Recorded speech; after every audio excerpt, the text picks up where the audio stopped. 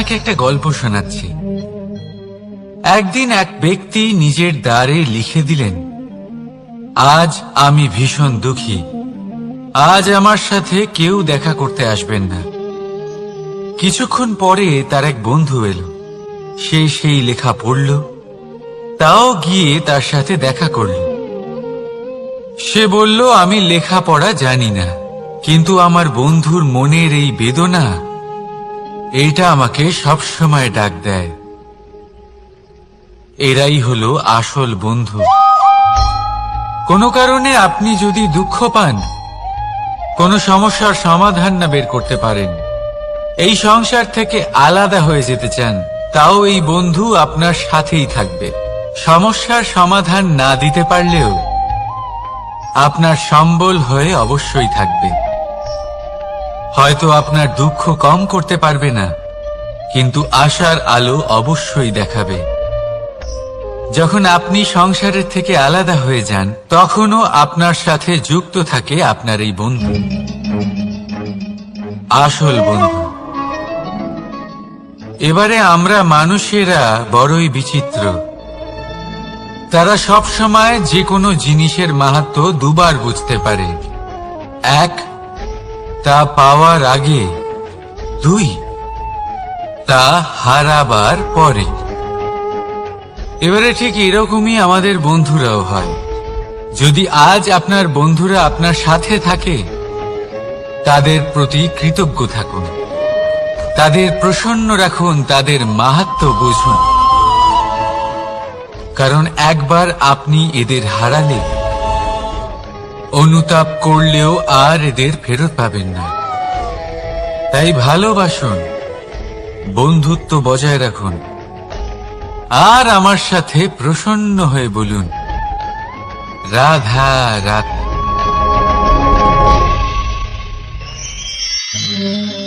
আমাদের মধ্যে বহু মানুষ মাঝে মাঝে নিজেকে অকর্মণ্য মনে করি।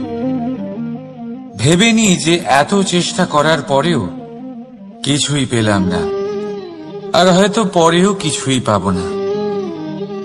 আর সেই জন্য নিজের জীবনের সমস্ত বোঝা অন্য কারোর কাঁধে চাপিয়ে দিই, নিজের ওপরে বিশ্বাস হারিয়ে ফেলি। কেন বুঝতে পারেন না এই কথাটা? যে যতক্ষণ না পায়ে কোনো কাঁটা ফুটবে, ব্যক্তি কি করে বুঝতে পারবে যে এরপর থেকে নিচে তাকিয়ে চলতে হবে? সূর্যকে নিজে জ্বলতে হয় যাতে বাকিদের প্রকাশ দিতে পারে সে। রাতের অন্ধকারের সাথে লড়াই করার জন্য চন্দ্রিমাকে আকাশে একা উজ্জ্বল হতে হয়। নদী নিজের যাত্রা কি করে করে, নিজের পথ কি করে নির্মাণ করে? সে পাথরের সাথে লড়াই করে তা বানায়।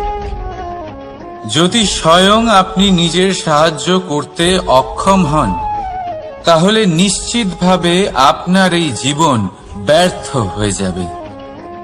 তাই মনে রাখবেন, এই সংসারে নিজের জীবনের ভার নিজের কাঁধেই বহন করতে হয়। অন্যের কাঁধের ওপর শুধুমাত্র পরলোক যাত্রা হয়। সেই জন্য এই সংসারে জীবিত সেই যে আত্মনির্ভর।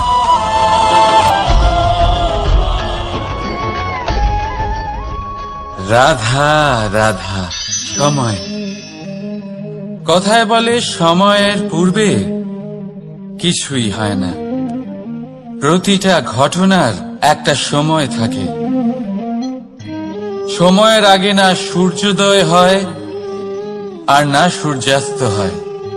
সময়ের পূর্বে গাছে না ফুল ফোটে না ফল ধরে। কিন্তু একটা কথা ভেবে দেখুন, যদি বর্ষা আসার আগে কৃষক ভূমিকে না প্রস্তুত করে, বীজ রোপণ না করে, তাহলে কি ফসল ফলবে? যদি কোনো যোদ্ধা যুদ্ধের পূর্বে নিজের অস্ত্রে ধার না দেয়, তাহলে সে যুদ্ধ কি করে লড়বে? এর মানে এটাই হলো যে সময় আপনার যখন আসার তখন অবশ্যই আসবে, কিন্তু ততক্ষণ এটাও গুরুত্বপূর্ণ যে আপনি নিজেকে তার জন্য তৈরি রাখুন। কারণ এই সুযোগ,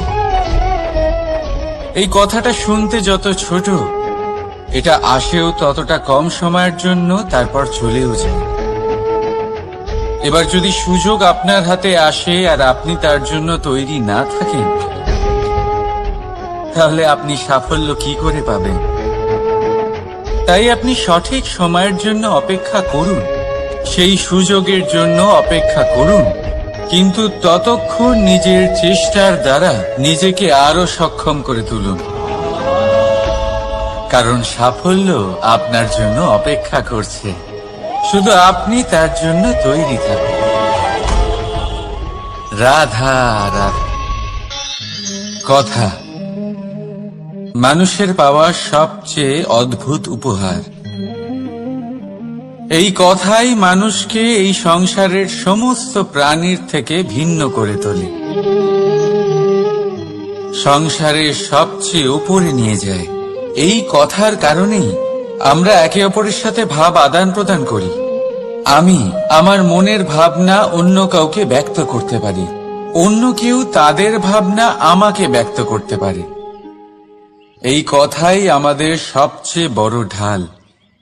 এবারে দেখুন, আপনি নিশ্চয়ই লক্ষ্য করেছেন, কারোর কথা মধুর হলে লোকে তাকে ভালোবাসে, তাকে নিজের বন্ধু বানায়। সেইভাবেই যদি কারোর কথা কঠোর হয়, তাহলে লোকে তাকে ঘৃণা করে, তাকে নিজের শত্রু মনে করে। এই কথাই ভাষা হয়ে আমাদের ইতিহাস রচনা করে। তবে আমরা কি সত্যি বাণীর বিষয়ে অতটাই ভাবি যতটা আমাদের ভাবা উচিত? ভেবে দেখুন, মানুষের কথা বলতে শিখতে কত সময় লাগে। কোনো বালক 1.5 বছর বয়সে কথা বলতে শেখে, কেউ 2 বছরে, কেউ 3। এবার দেখুন, মানুষ 1.5 বছর বয়সে কথা বলতে শিখে গেলেও তার কি বলা উচিত এটা সারা জীবনেও শিখতে পারে না। এর উপরে মনোনিবেশ করুন, এটা বোঝবার চেষ্টা করুন কি বলা উচিত। নিজের কথা শুদ্ধ করুন, নিজের কথা মধুর করুন, আর সেই মধুরতার সাথে আমার সঙ্গে বলুন, রাধা রাধা। এই লক্ষ্য আসলে কি? এই লক্ষ্য তাই যা আমরা পেতে চাই। এই সংসারে সুখী কে হয়? সুখী সেই যে তার লক্ষ্য পেয়ে গেছে। দুঃখী কে হয়? দুঃখী সেই যে তার লক্ষ্য এখনো পায়নি। এবারে প্রশ্ন এখন এটাই যে লক্ষ্য সবাই পেতে চায়, লক্ষ্য পাওয়ার জন্য সবাই প্রাণপণ চেষ্টাও করে, তাহলে সবাই তাদের লক্ষ্যে পৌঁছতে পারে না কেন? ঠিক আছে, কোথাও না কোথাও কিছু না কিছু কমতি থেকেই যায়, যাই বাধা থাক।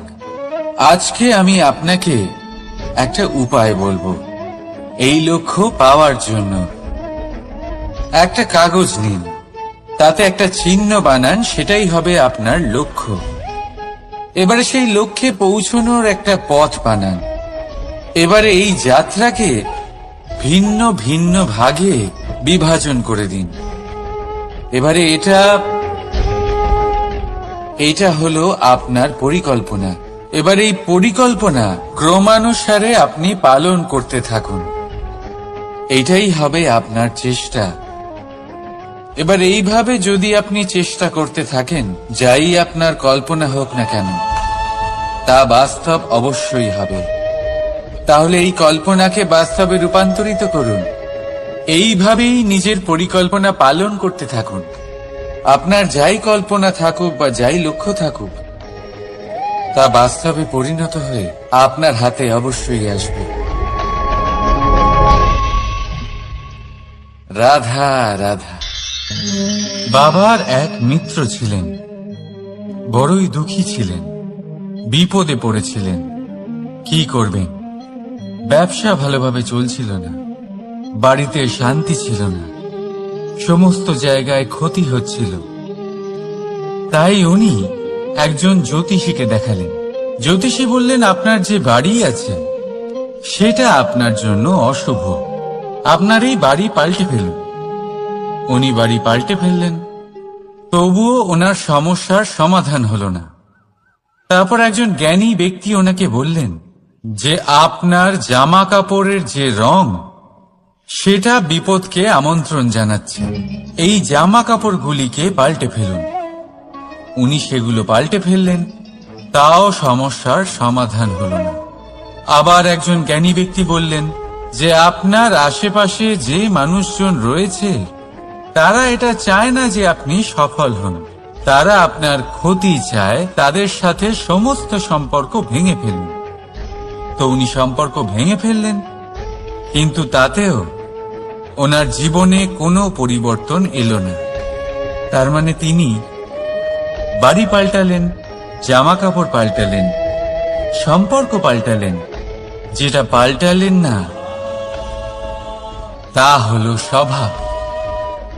এই যে স্বভাব, এটা অত্যন্ত গুরুত্বপূর্ণ। এই স্বভাবই আপনার ব্যক্তিত্ব তৈরি করে। তাই নিজের স্বভাব শুধরে ফেলুন, তাতে ভালো পরিবর্তন আনুন, সবকিছু ভালোই হবে। রাধা রাধা। ক্রোধ। লোকে বলে যে এই ক্রোধ পাপেরই মূল, কিন্তু সত্যি কি এই ক্রোধ পাপের মূল? একটু ভেবে দেখুন, এই ক্রোধ বাস্তবে আসলে কি?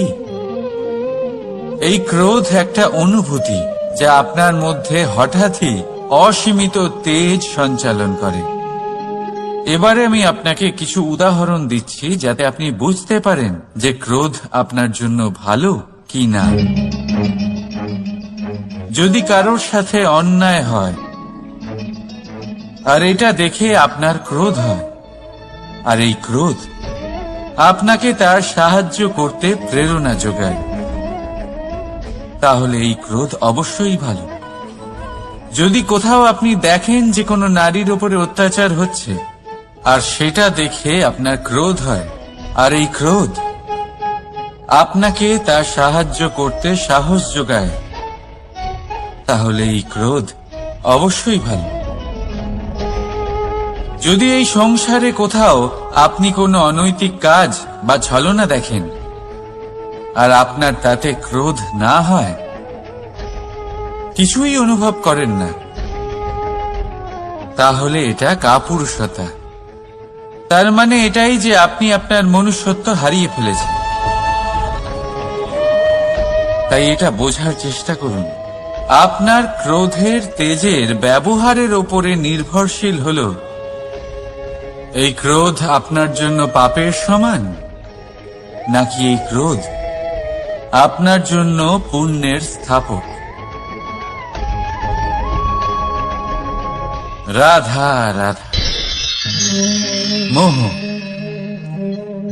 শাস্ত্রে লেখা আছে যে মোহ শুধু সেই ব্যক্তিকেই নয়, বরং সেই আরেক ব্যক্তিকেও বিনাশ করে দেয় যার ওপরে সেই মোহ আছে।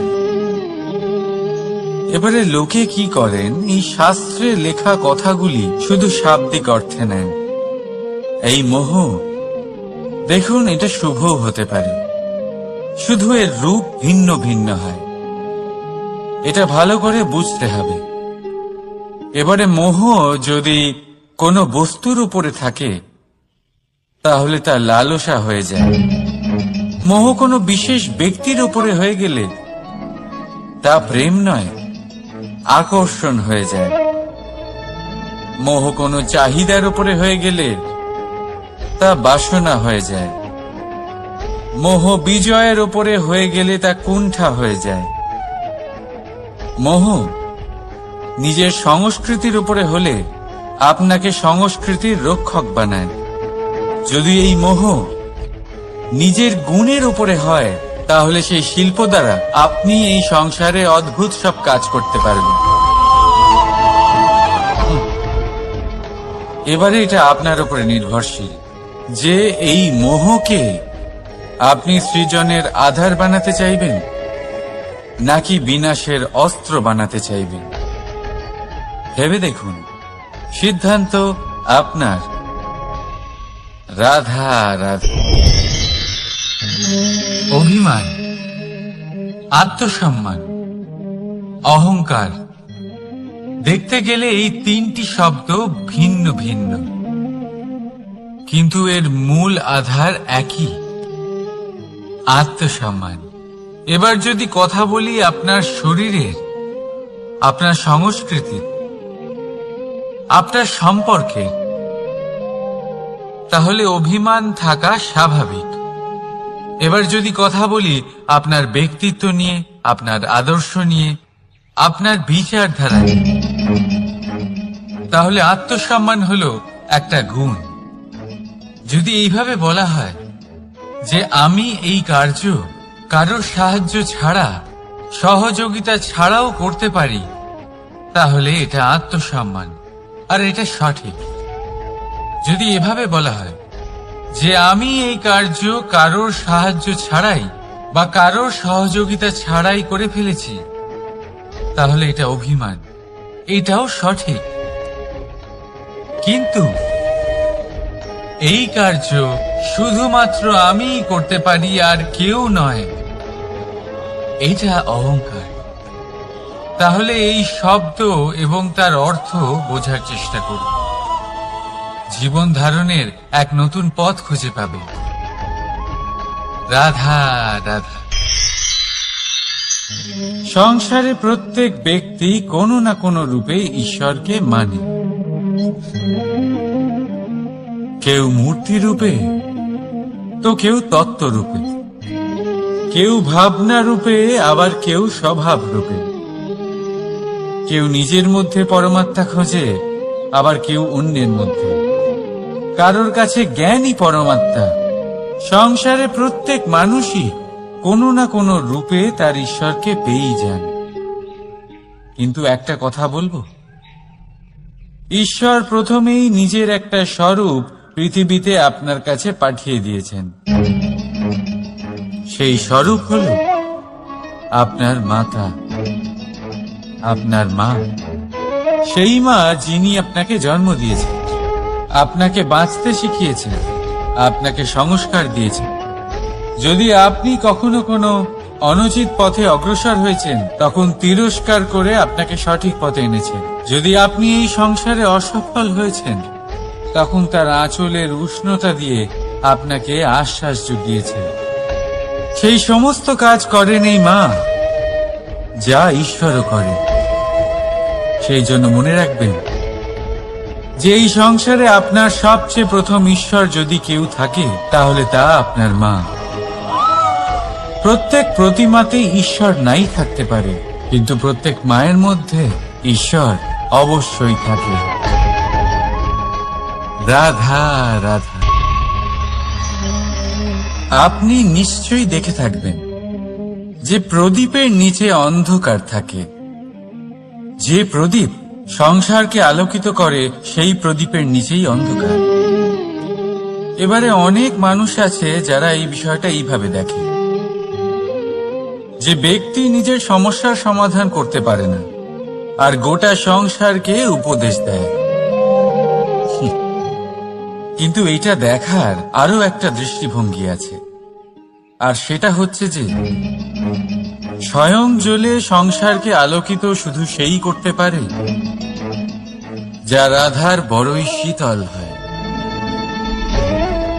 এই সংসারের পথপ্রদর্শক সেই হতে পারে, এই সংসারকে দিশা সেই দেখাতে পারে যার মধ্যে সন্তোষ আর ধৈর্য শক্তি আছে। এবারে দেখুন, এটা অত্যন্ত গুরুত্বপূর্ণ বিষয় যে বিবেক তখনই কাজ করে যখন মন শান্ত থাকে, যখন মন শীতল থাকে। তাই যদি আপনি এই জীবনে কোনো বড় কর্ম করতে চান, তাহলে সর্বপ্রথম আপনার এই মনকে, এই বিবেককে, এই হৃদয়কে, এই আধারকে, এই ভূমিকে শীতল রাখতে শিখুন। ধৈর্য ধরুন।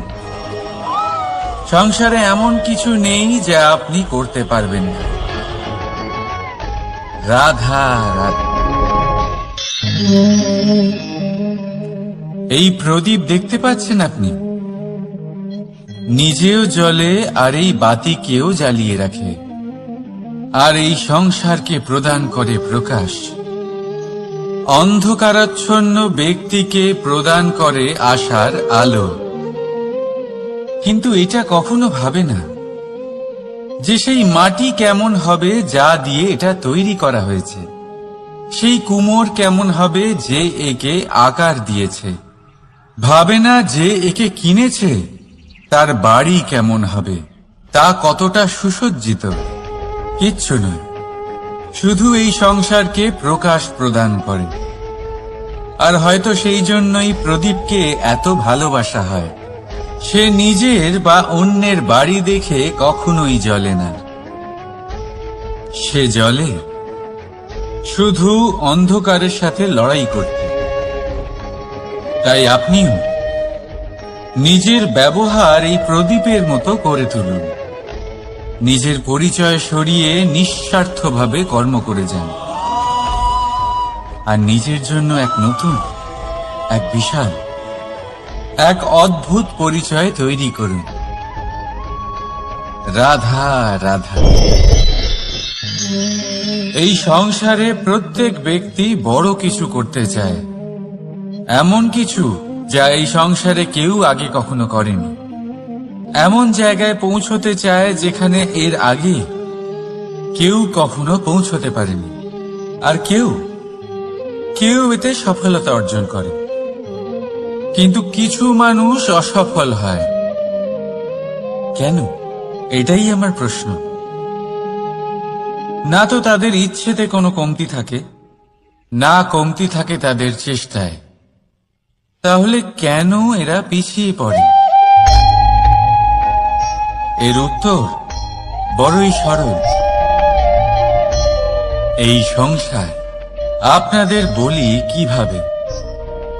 আপনারা সকলে সংসারে মহান কাজ করতে চান, সেই মান, সেই সম্মান পেতে চান যা এর আগে কেউ কখনো পায়নি। কিন্তু আপনার সমস্যা এটাও যে এই কাজে সংসার আপনার সাথে থাকছে না। বড়ই অদ্ভুত ব্যাপার। দেখুন, ভুলে যান গোটা সংসারকে, জীবনে একা একা এগিয়ে চলুন। গঙ্গোত্রী থেকে যখন একটি জলের ফোঁটা বেরোয় তখন সেটা শুধু এক বিন্দু জল। তারপরে যখন সে তার যাত্রা শুরু করে অন্য জলের ফোঁটার সাথে মিশে, তখন সে স্রোতে পরিণত হয়, গঙ্গাতে পরিণত হয়। যদি আপনি জীবনে এগোতে চান তাহলে একলা এগোতে শিখুন, নির্ভীক হয়ে, সাহসের সাথে, ধনাত্মক চিন্তা নিয়ে জীবনে এগিয়ে চলুন, একা এগিয়ে চলুন। আর দেখবেন সেই মান, সেই সম্মান আপনার জন্যই অপেক্ষা করে আছে। রাধা রাধা। কর্ম। মানুষ সর্বদা কর্ম করতে থাকে, আর এই কর্মের জন্যই সে মান, সম্মান, ধন, প্রতিষ্ঠা লাভ করে। এবার মানুষ সবসময় চেষ্টা করে যাতে সে ভালো কর্ম করে যায়। তাহলে আপনাকে বলি, শুধু ভালো কর্ম করাই আবশ্যক নয়, তার থেকে বেশি জরুরি হলো এই খারাপ কর্মকে বোঝা আর তার থেকে দূরে থাকা। কারণ যখনই আপনি কোনো সঠিক কাজ করেন বা ভালো কাজ করেন, কেউ তা মনে রাখে না। কিন্তু এই সংসারে বিষয়টা হলো এরকম, আপনি একটা খারাপ কর্ম করুন আর সেটা সবার মনে থাকে। এই খারাপ কর্ম কাজলের এক কৌটোর মতো হয়, আপনি যতই চেষ্টা করুন বাঁচিয়ে ব্যবহার করার, কিন্তু এই কালিমা কোথাও না কোথাও অবশ্যই লেগে থাকে। সেই জন্য জীবনে ভালো কর্ম অবশ্যই করুন, কিন্তু তার থেকেও বেশি জরুরি হলো এই খারাপ কর্মের থেকে দূরত্ব বজায় রাখা। আর এটা অবশ্যই করব। রাধা রাধা। সংসারে সমস্ত জায়গায় এই ব্যবসা চলতে থাকে। কিছু পাওয়ার জন্য কিছু দিতে হয়, লাভের জন্য কিছু বিনিয়োগ করতে হয়।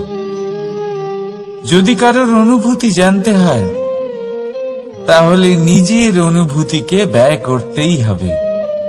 এবার দেখুন না, কারোর আসল চেহারা যদি জানতে হয়, তাকে স্বাধীনতা দিয়ে দেখুন। যদি কারোর মনের শুদ্ধতা জানতে হয়, তাহলে তাকে ঋণ দিন। যদি কারোর গুণ জানতে হয়, তাহলে তার সাথে একসঙ্গে বসে ভোজন করুন। যদি কারোর ধৈর্যের পরীক্ষা নিতে হয়, তাহলে তাকে তার প্রিয় কাজ করতে বারণ করে দেখুন। যদি কারোর ভালো দিক জানতে হয়, তাহলে তার থেকে পরামর্শ নিয়ে দেখুন। এক অনুভূতির বদলে অন্য এক অনুভূতি বিনিময় করতে হয়। কিন্তু এই সংসারে একটাই এমন অনুভূতি আছে, যেটা দেখার জন্য, যেটা পাওয়ার জন্য আপনাকেও ঠিক সেই অনুভূতিটাই দিতে হবে। আর সেটা হলো প্রেম। যদি কারোর ভালোবাসা দেখতে হয়, তাহলে তাকে নিঃস্বার্থ ভালোবাসা দিন। যদি কারোর থেকে ভালোবাসা পেতে চান, তাহলে তাকে নিঃস্বার্থ পরিশুদ্ধ ভালোবাসা দিন। রাধা রাধা। কথায় আছে, সময়ের পূর্বে আর ভাগ্যের বেশি কেউ কিছুই পায় না। এবার এর মানে কি এটাই যে আপনি শুধুমাত্র সময়ের অপেক্ষা করবেন, সবকিছু নিজের ভাগ্যের উপর আর কপালের উপরে ছেড়ে দেবেন, নিজে কিছুই করবেন না? যদি আপনি এরকম করেন, তাহলে আপনি একটা বস্তু অবশ্যই পাবেন: নিরাশা, অসফলতা। এবারে আপনি বলবেন, যদি সবকিছুই ভাগ্য আর সময়ের উপরে নির্ভরশীল হয়, তাহলে আমরা কি বা করতে পারি? করতে পারেন চেষ্টা, পরিশ্রম। এই চেষ্টাই আপনার জীবনে সেই সময়কে আপনার কাছে টেনে নিয়ে আসে, সেই সময়ে যার অপেক্ষা আপনি করছেন। আর এই ভাগ্য তার সামনেই নত হয় যে সর্বদা পরিশ্রম করতে থাকে। রাধা রাধা। এই পদ্ম ফুল দেখতে পাচ্ছেন? এর অভ্যেস হলো জলস্তরের ওপরে ভাসা। সেই জন্য জলাশয়ের জলস্তর যখন বৃদ্ধি পায়, এই যে ফুলের কাণ্ড দেখছেন, সেটাও বাড়তে থাকে, যাতে এই ফুল জলস্তরের উপরে থাকে। কিন্তু যখন সেই জলাশয়ের জলস্তর নামতে থাকে, সেই কাণ্ড নিজেকে ছোট করতে পারে না, আর এই ফুল নিজের ভারে নিজেই ভেঙে পড়ে। এবার এটা আমাদের সাথেও হয়। সময়ের সাথে আমরা জীবনে যত সাফল্য পাই, আমাদের জীবনের স্তর বাড়তে থাকে। আর যখন আমাদের সংস্থান কমতে থাকে, আমরা সেই জীবন স্তর ছাড়তে পারি না, আর শেষ পর্যন্ত সেই জীবন স্তরের কারণেই ভারাক্রান্ত হয়ে শেষ হয়ে যায়। সেই জন্য যদি কিছু রাখতে হয় তাহলে তা হলো দৃষ্টিভঙ্গি। সাধারণভাবে জীবন যাপন করতে শিখুন। সময়ের চক্রও আপনাকে মাত দিতে পারবে না। রাধা রাধা।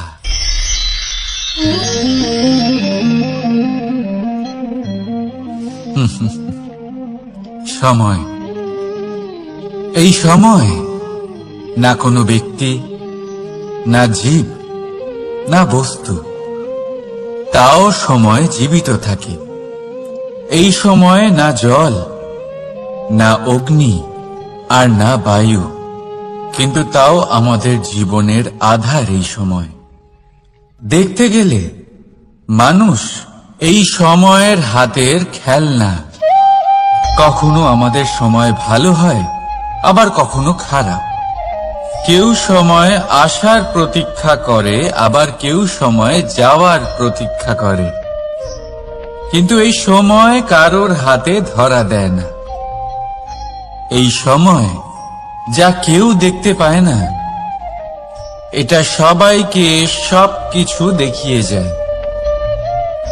দেখিয়ে যায় যে আপনকে আর পরকে, আমাদের শুভাকাঙ্ক্ষীকে আর ক্ষতিকে চায়, আমাদের মিত্রকে আর আমাদের শত্রুকে।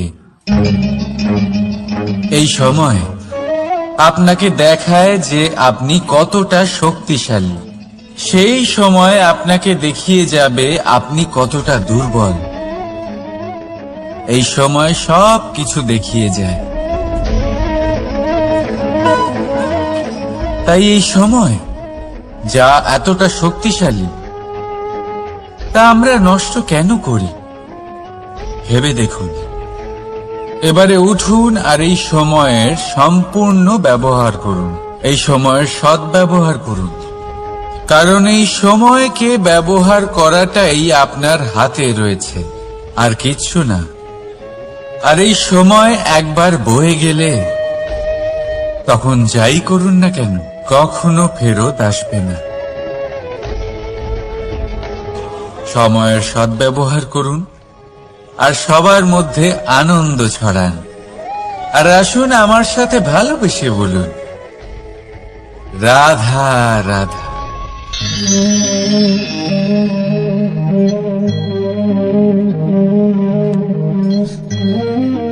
এই জল দেখতে পাচ্ছেন আপনি? এটা ঘোলা জল, এতে ময়লা মিশে আছে। কিন্তু যদি আপনি এটা কিছুক্ষণ এমনি ফেলে রাখেন, তাহলে দেখবেন এই ময়লা আপনা থেকেই নিচে থিতিয়ে পড়বে। কিন্তু এই পাত্রটা নাড়াতে থাকলে এমনটা হবে না। শান্ত ছেড়ে দেবেন, তবেই এই ময়লা নিজেই নিচে চলে যাবে। ঠিক সেইভাবেই যখন আমাদের জীবনে কোনো সমস্যা আসে, কোনো অশান্তির সৃষ্টি হয়, তখন উত্তেজিত হয়ে পড়লে, নিজের সংযম হারিয়ে ফেললে আমরা এর সমাধান পাব না। শান্ত থাকলে তখনই সমস্যার সমাধান পাব। তাই মনে রাখবেন, ধৈর্য আর সংযম দ্বারা শান্ত মনে বিচার করলে যত বড়ই সমস্যা হোক না কেন, তার সমাধান আপনি অবশ্যই পাবেন।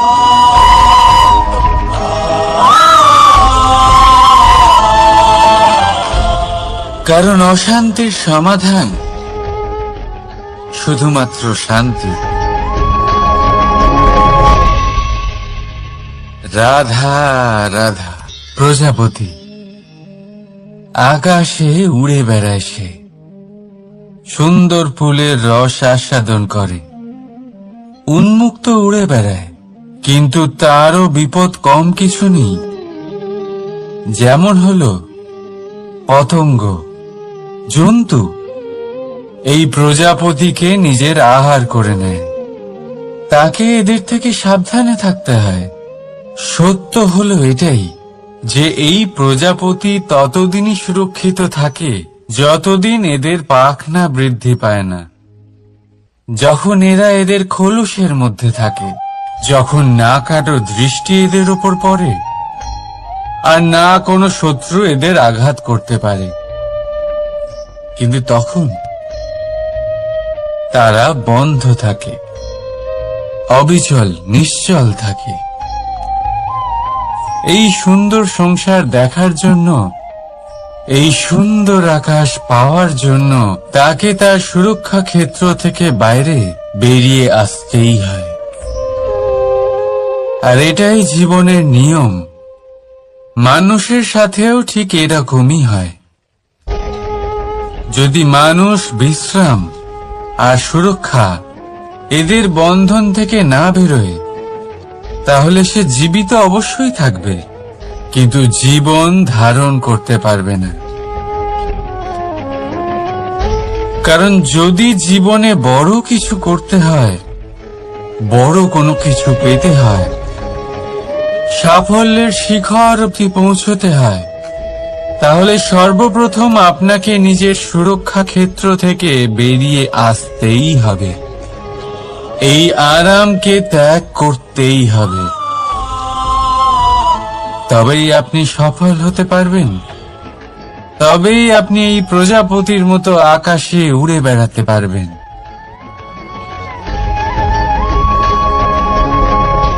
রাধা রাধা। কখনো ভেবে দেখেছেন আমরা জিহ্বার সাথে সাথে কান কেন পেয়েছি? এবার আপনি বলবেন এ তো সহজ কথা, যাতে আমরা কথা বলার সাথে সাথে শুনতেও শিখি। এবারের আরো একটা গুরুত্ব আছে। আগে আমাকে বলুন, নিজের প্রশংসা শুনতে কার না ভালো লাগে? সবারই ভালো লাগে। এটাই হলো মূল কথা।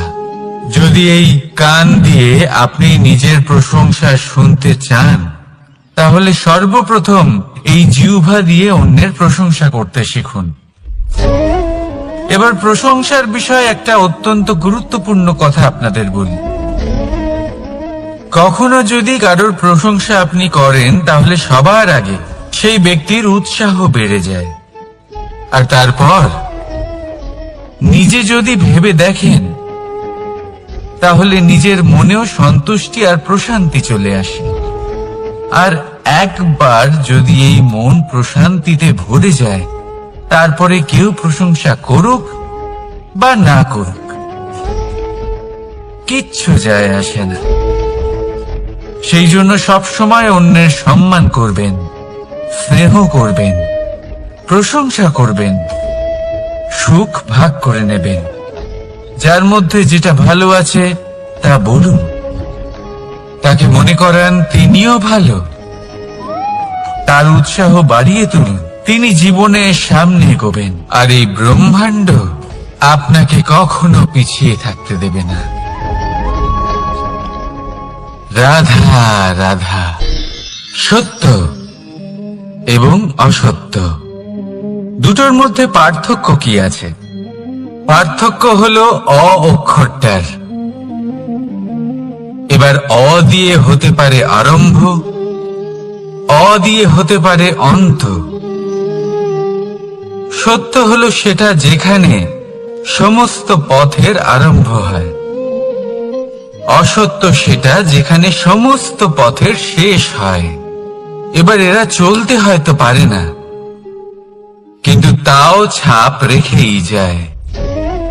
সত্য সেই ছাপ রেখে যায় যা একটা উজ্জ্বল উৎকৃষ্ট উদাহরণ হতে পারে, আর অসত্য সেই উদাহরণ তৈরি করে যা একটা কলঙ্কিত ইতিহাস তৈরি করে। এখন আপনি আগামী সময়ের জন্য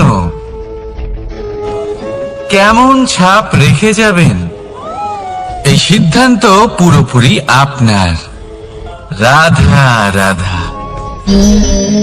চলুন একটা প্রশ্ন করি।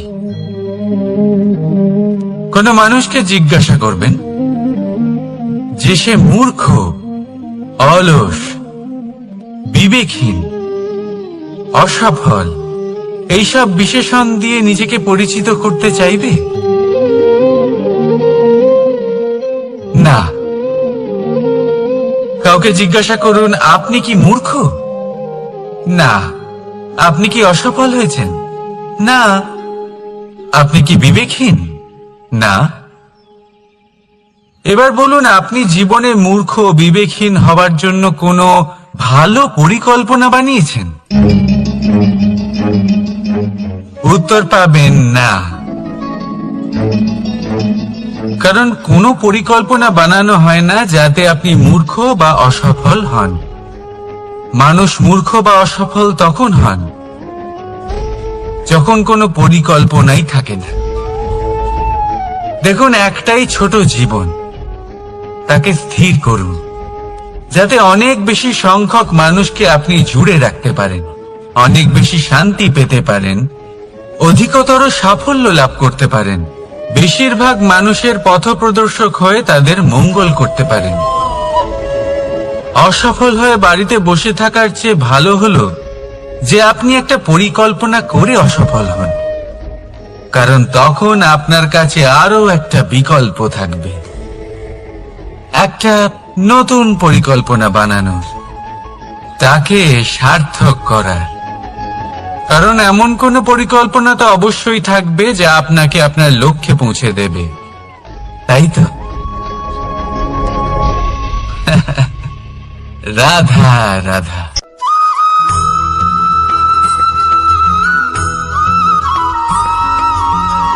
কেউ বলে জীবন খুব ক্ষণস্থায়ী, কেউ বলে জীবন হলো একটা সুন্দর স্বপ্নের মতো, আবার কেউ বলবে জীবন হলো এক কঠোর সত্য। কিন্তু জীবন আসলে কি? জীবন হলো আপনারই প্রতিবিম্ব, একটা দর্পণ। অর্থাৎ আপনি জীবনকে সেইভাবেই পাবেন যেরকম আপনি নিজেকে প্রতিপন্ন করবেন। যদি আপনি দর্পণের দিকে তাকিয়ে হাসেন, তাহলে আপনি সামনে হাসি মুখী দেখতে পাবেন। এবার যদি আপনি গম্ভীর হয়ে থাকেন, তাহলে আপনি একজন রুষ্ট ব্যক্তি দেখতে পাবেন। শেষে সবথেকে বেশি গুরুত্বপূর্ণ হলো আপনার চেষ্টা। আপনাকে সবসময় চেষ্টা করতে হবে যাতে আপনি নিজেকে প্রসন্ন এবং ইতিবাচক মনোভাবে রাখেন। এটা হলো আপনারই উত্তরদায়িত্ব, তাকে পালন করুন। এই মনকে প্রসন্ন রাখুন, এই সংসারকে সুন্দর বলে মনে হবে। আর এই মন প্রসন্ন হয়ে বলবে, রাধা রাধা।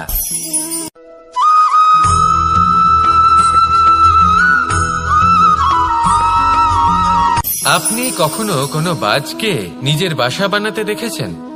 এই বাজ যখনই কোনো বাসা বানায় তখন উঁচু গাছের ডালে বা কোনো পর্বতের শিখরে বাসা বানায়, অনেক উচ্চতায়।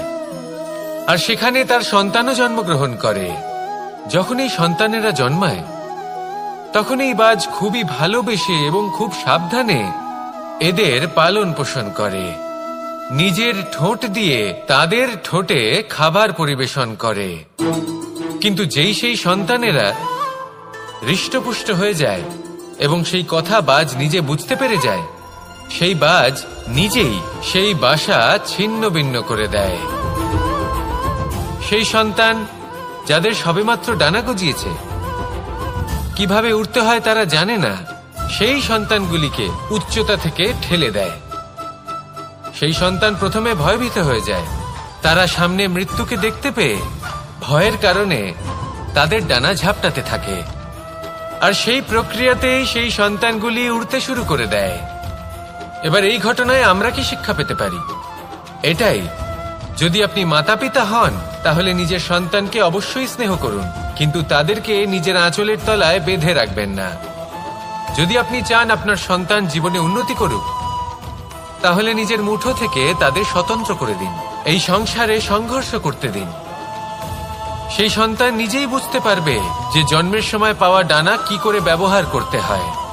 আর আপনার চোখের সামনে আপনার সন্তান এই আকাশে উড়তে থাকবে। তাহলে আসুন আমার সাথে ভালোবেসে বলুন, রাধা রাধা।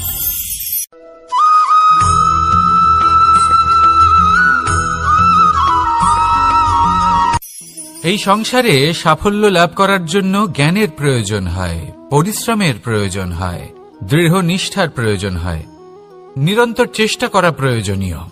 কিন্তু আরো কিছু আছে যা অত্যন্ত প্রয়োজনীয় এবং গুরুত্বপূর্ণ। তা হলো ভালো বন্ধু, তাদের থাকা অত্যন্ত প্রয়োজনীয়। যদি ভালো বন্ধু থাকে তাহলে সময় এলে তারা ঢাল হয়ে আপনাকে সুরক্ষা করবেন। সময় এলে অস্ত্রের মতো শত্রুকে সংহারও করবেন। যদি তিনি জ্ঞানী হন, তাদের মধ্যে সদ্গুণ থাকে, তাহলে এই সব গুণ আপনার মধ্যেও প্রবেশ করবে। তাহলে সাফল্যের জন্য ভালো বন্ধু পাওয়া অত্যন্ত প্রয়োজনীয়। কিন্তু শুধু বন্ধু কেন, ভালো শত্রুও থাকা প্রয়োজনীয়। এবার আপনি ভাববেন, আমি কি বললাম? যদি আপনার জীবনেও ভালো অর্থাৎ শক্তিশালী শত্রু থাকে, তাহলে আপনিও শক্তিশালী হতে থাকবেন। এই শত্রু আপনাকে প্রেরিত করবে আরো বেশি শক্তিশালী হয়ে ওঠার। কখনো কোনো হরিণকে দেখুন, তীব্র গতিতে দৌড়তে থাকে। কেন তীব্র গতিতে দৌড়য়? এই কারণে নয় যে কোথাও তার জন্য মধুর ঘাস অপেক্ষা করে রয়েছে, না। সে এই কারণে তীব্র গতিতে দৌড়য় কারণ সেটা না করলে তার পেছনে একটি সিংহ আছে যে ওকে নিজের ভোজন করে ফেলবে। তাই জীবনে বিপদ, সংকট, এই সবকিছুও হলো অত্যন্ত গুরুত্বপূর্ণ। তার সম্মুখীন হতে শিখুন আর আমার সাথে ভালোবেসে বলুন, রাধা রাধা।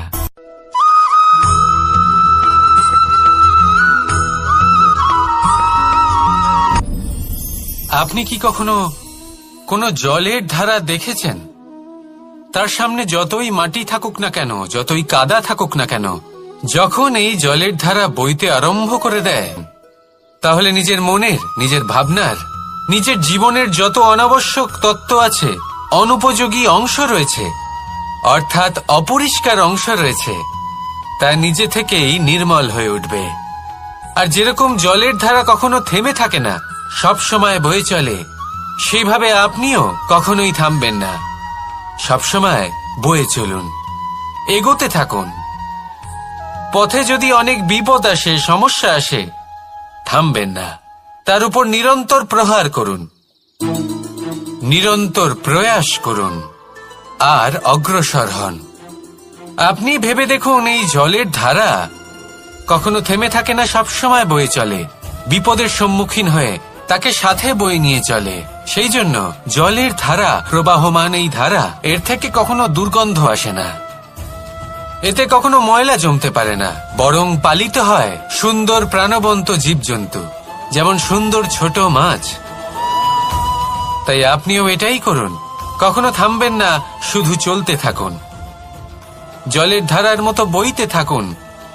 আপনি আপনার লক্ষ্য অবশ্যই খুঁজে পাবেন, আর তার সাথে নিজের অন্তরের যে মালিন্য রয়েছে তা আপনি নিজেই নিজের থেকে দূরে করে দেবেন। তাহলে আসুন আর আমার সাথে ভালোবেসে বলুন, রাধা রাধা।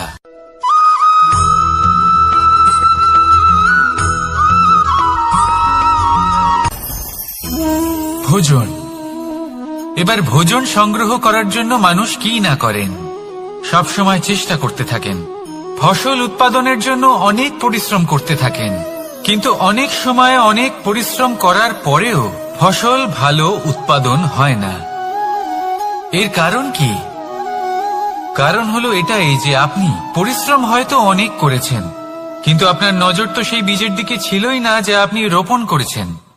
সেই জন্য সব সময় কোনো বীজ রোপণ করার আগে তাকে পরখ করে দেখুন, তা অত্যন্ত আবশ্যক।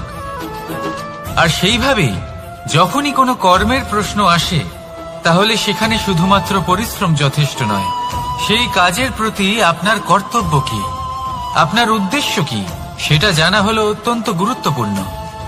তাই কর্ম করুন, কিন্তু সেই কর্মের প্রতি আপনার যা উদ্দেশ্য তার মাহাত্ম্য বুঝতে চেষ্টা করুন।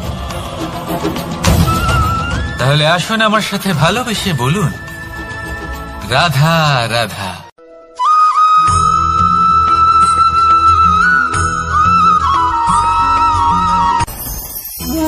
ভোজন। এবার ভোজন সংগ্রহ করার জন্য মানুষ কি না করেন, সব সময় চেষ্টা করতে থাকেন।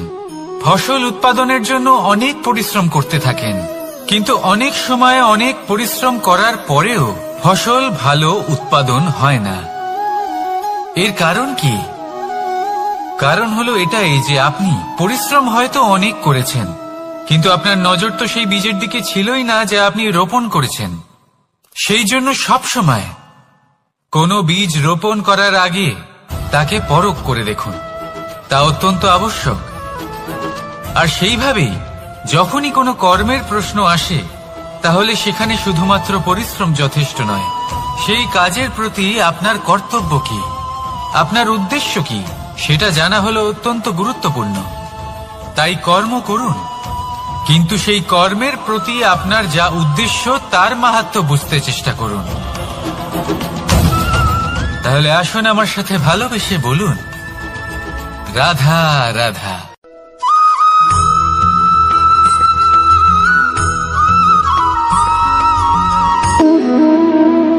সম্পর্ক হলো আমাদের জীবনের একটি আধার। কিছু সম্পর্ক এমন যা আমরা জন্মসূত্রে লাভ করি, যেমন পরিবার, মা, বাবা। কিছু সম্পর্ক আছে যা আমরা জীবনে অর্জন করে থাকি, তা সে প্রেমের হোক, স্নেহের হোক বা বন্ধুত্বের। এই সকল সম্পর্ক লাভ করার বা গড়ে তোলার 5টি ধাপ রয়েছে। প্রথম ধাপ, কোনো ব্যক্তির সাথে আলাপ হওয়া, তার সাথে কথা বলা বা তাকে দেখা। দ্বিতীয় ধাপ, সে ব্যক্তিকে আমাদের ভালো লাগা। তৃতীয় ধাপ, আমাদের এটা চাইতে শুরু করা যে জীবনে এই ব্যক্তি যেন আমাদের বন্ধু হন, আমাদের জীবনে থাকেন, বা আমাদের কাউকে ভালোবেসে ফেলা। আর এটা আমাদের ভাবা বা চাওয়া যে সেই ব্যক্তি যেন আজীবন আমার সাথে থাকেন, আমার জীবনে আমার সাথী হয়ে। চতুর্থ ধাপ, লাভ করা। এবার এই ধাপটি অনেক মানুষের পক্ষেই খুবই সরল হয়, বড়ই সরল ভাবে নিজেদের সঙ্গীকে লাভ করে থাকেন। কিছু মানুষের জন্য এই ধাপ অত্যন্ত কঠিন হয়ে থাকে। অনেক প্রতিকূল পরিস্থিতির উপর জয়লাভ করে তারা সঙ্গীকে লাভ করেন, কিন্তু লাভ অবশ্যই করেন।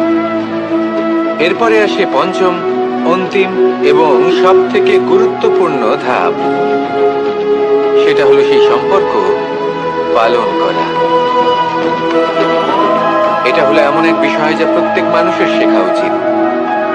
যদি ব্যক্তি নিজের জীবনে সম্পর্ক রক্ষা করতে শিখে যান, তবে প্রত্যেক সম্পর্ক তার জীবনকে স্বর্গ করে তুলবে।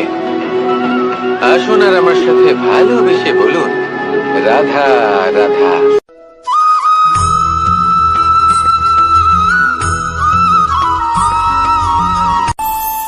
আমাদের মনে যখন কোনো প্রশ্ন ওঠে, কোনো দ্বন্দ্ব জাগে, তখন আমরা যাই আমাদের গুরুর কাছে, আমাদের আরাধ্যের কাছে গিয়ে জিজ্ঞেস করি। এইভাবেই একদিন আমি পৌঁছলাম আমার আরাধ্যের কাছে, আমার মহাদেবের কাছে, আর ওনাকে প্রশ্ন করলাম যে মহাদেব, জীবনে আনন্দ পাওয়ার, উৎসব পালনের, প্রেম ভাগ করে নেবার, জীবনকে উপভোগ করে নেওয়ার সর্বশ্রেষ্ঠ সময় কোনটা? মহাদেব হাসলেন আর উনি বললেন, জীবনে উৎসব পালনের সব থেকে শ্রেষ্ঠ দিন হল মৃত্যুর ঠিক আগের দিনটা। প্রেম ভাগ করে নেওয়ার সব থেকে শ্রেষ্ঠ মুহূর্ত হল মৃত্যুর ঠিক আগের মুহূর্ত। জীবনকে উপভোগ করে নেওয়ার সর্বশ্রেষ্ঠ প্রহর হল মৃত্যুর 1 প্রহর পূর্বে। তখন আমি চমকে গেলাম। আমি বললাম, কিন্তু মহাদেব, মৃত্যু তো অনিশ্চিত, আমরা জানিও না কবে আমাদের মৃত্যু হবে। মহাদেব আবার হাসলেন। উনি বললেন যে যদি আমরা এভাবে জীবন কাটাই যে আমরা জীবনের প্রত্যেক দিন, প্রত্যেক মুহূর্ত, প্রত্যেক প্রহর শেষ বলে মনে করি, তাহলে আমাদের সমস্ত জীবন আনন্দের সাথেই অতিবাহিত হবে। কি বলেন?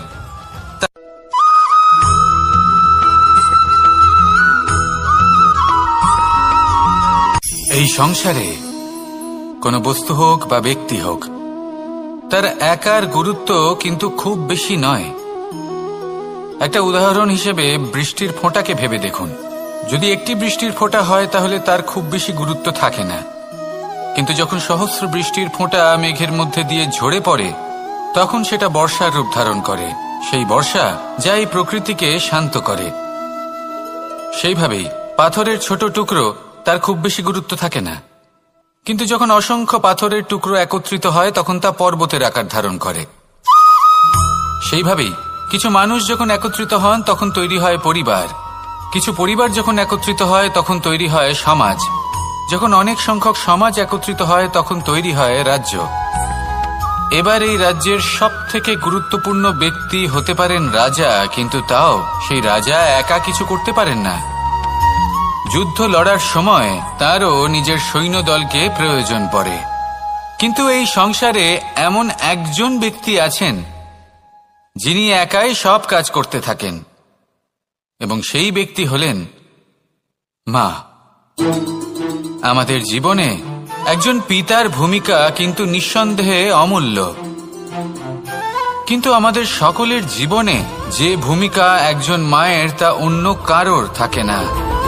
একজন মা একাই সন্তানকে বড় করতে পারেন, সংস্কারী করে তুলতে পারেন, তার জন্য পরিশ্রম করেন। আর এত কিছু কাজ করার পরেও তার কাজের জন্য তিনি প্রশংসা অবশ্য পান না। উল্টে যদি সেই সন্তান অনুচিত পথে চালিত হয়, অনুচিত কর্ম করে, তখন সেই মাকেই অপবাদের পাত্র হয়ে উঠতে হয়।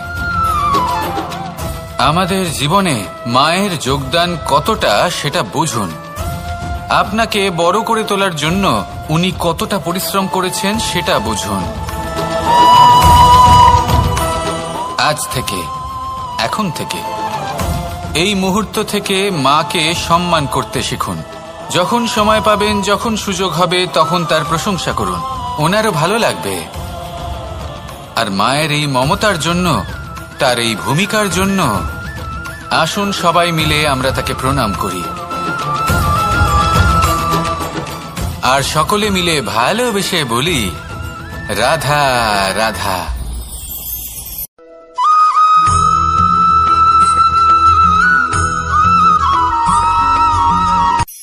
এই সংসারে সাফল্য লাভ করার জন্য জ্ঞানের প্রয়োজন হয়, পরিশ্রমের প্রয়োজন হয়, দৃঢ় নিষ্ঠার প্রয়োজন হয়, নিরন্তর চেষ্টা করা প্রয়োজনীয়। কিন্তু আরো কিছু আছে যা অত্যন্ত প্রয়োজনীয় এবং গুরুত্বপূর্ণ। তা হলো ভালো বন্ধু। তাদের থাকা অত্যন্ত প্রয়োজনীয়। যদি ভালো বন্ধু থাকে তাহলে সময় এলে তারা ঢাল হয়ে আপনাকে সুরক্ষা করবেন। সময় এলে অস্ত্রের মতো শত্রুকে সংহারও করবেন। যদি তিনি জ্ঞানী হন, তাদের মধ্যে সদ্গুণ থাকে, তাহলে এই সব গুণ আপনার মধ্যেও প্রবেশ করবে। তাহলে সাফল্যের জন্য ভালো বন্ধু পাওয়া অত্যন্ত প্রয়োজনীয়। কিন্তু শুধু বন্ধু কেন, ভালো শত্রুও থাকা প্রয়োজনীয়। এবার আপনি ভাববেন, আমি কি বললাম? যদি আপনার জীবনেও ভালো অর্থাৎ শক্তিশালী শত্রু থাকে, তাহলে আপনিও শক্তিশালী হতে থাকবেন। এই শত্রু আপনাকে প্রেরিত করবে আরো বেশি শক্তিশালী হয়ে ওঠার। কখনো কোনো হরিণকে দেখুন, তীব্র গতিতে দৌড়তে থাকে। কেন তীব্র গতিতে দৌড়য়? এই কারণে নয় যে কোথাও তার জন্য মধুর ঘাস অপেক্ষা করে রয়েছে, না। সে এই কারণে তীব্র গতিতে দৌড়য় কারণ সেটা না করলে তার পেছনে একটি সিংহ আছে যে ওকে নিজের ভোজন করে ফেলবে। তাই জীবনে বিপদ, সংকট, এই সবকিছুও হলো অত্যন্ত গুরুত্বপূর্ণ। তার সম্মুখীন হতে শিখুন, আর আমার সাথে ভালোবেসে বলুন, রাধা রাধা।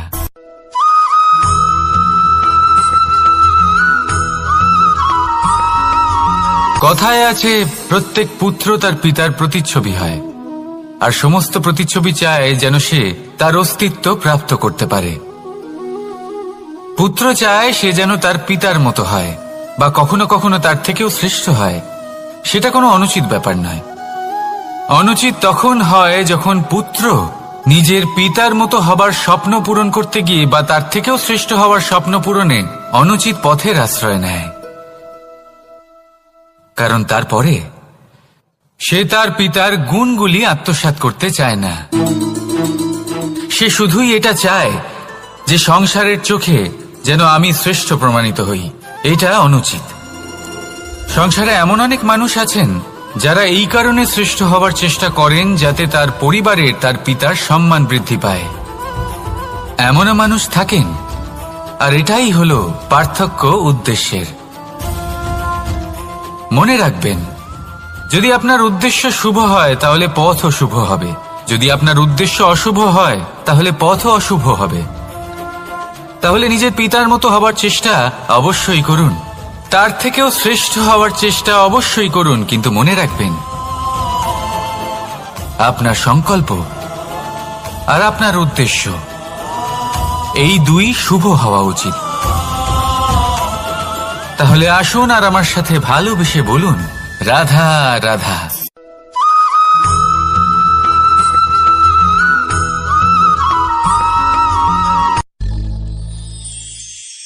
শিশিরের বিন্দু পাতার ওপর পড়ে আর তার গায়ে লেগে থাকে।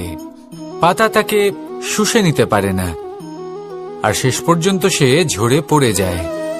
অন্যদিকে রয়েছে মেঘ এবং চাতক। এদের মধ্যে অনেক দূরত্ব থাকে। মেঘ থাকে আকাশে আর চাতক থাকে ধরিত্রীতে। কিন্তু যখন এই মেঘ থেকে বৃষ্টি ঝরে পড়ে, এই চাতক কিন্তু সেই জলই পান করে, নয়তো সে তৃষ্ণার্ত থেকে যায়। এবার অন্যদিকে দেখলাম শিশির বিন্দু আর পাতার এই সম্পর্ক। এরা খুব কাছাকাছি থাকে, ঘনিষ্ঠও থাকে। অন্যদিকে রয়েছে মেঘ এবং চাতকের সম্পর্ক, যাদের মধ্যে অনেক দূরত্ব থাকা সত্ত্বেও তারা খুব ঘনিষ্ঠ, তাই না? এই সারমর্ম খুব সরল। এই নৈকট্য, এই দূরত্ব, তা আপনার সম্পর্কে প্রভাব কিছুতেই ফেলতে পারে না। এই নৈকট্য, এই দূরত্ব, এইসব হলো শুধুমাত্র মনের ব্যাপার। কখনো আপনি অনুভব করেছেন আপনি কারোর থেকে অনেক অনেক দূরে আছেন, অনেক দূরে আছেন, তাও সেই ব্যক্তির প্রতি আপনি টান অনুভব করেন। সেখানে আপনি কারোর সাথে প্রত্যেক দিন অতিবাহিত করেন, সমস্ত জীবন অতিবাহিত করেন, সব থেকে বেশি সময় তার সাথে অতিবাহিত করেন, তাও তার প্রতি সেই টান অনুভব করেন না। এই সংকেত হলো মনের দূরত্বের। তাহলে মনের এই দূরত্ব দূর করুন আর আমার সাথে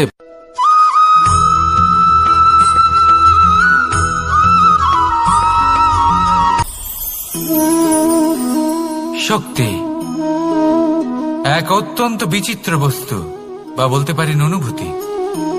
পিতা সবসময় চান যেন তিনি তার শক্তি পুত্রকে। আসুন আপনাকে সহজে বোঝাই। যদি আপনি সুপাত্র হন আর আপনাকে শক্তি দেওয়া হয়, তাহলে আপনি সেই শক্তির গুরুত্ব বুঝবেন, কোথায় সেই শক্তি প্রয়োগ করা উচিত সেটা বুঝবেন। আর এটা যেহেতু অর্জন করা শক্তি হবে, সেই শক্তির অপব্যবহার হবে না। কিন্তু যদি এই আপনি কুপাত্র হন আর যদি আপনাকে এই শক্তি দেওয়া হয়, তাহলে কি হবে? দেখতে গেলে এই শক্তি আপনি দান হিসেবে পেয়েছেন, তাই না আপনি এই শক্তির গুরুত্ব বুঝবেন আর না এর প্রয়োগ আপনি জানবেন। তার অপব্যবহার হওয়া সুনিশ্চিত। তাই যদি আপনি কোনো শক্তি অর্জন করতে চান, তাহলে আগে তার যোগ্য হয়ে উঠুন। পুত্র নয়, পাত্র হয়ে উঠুন।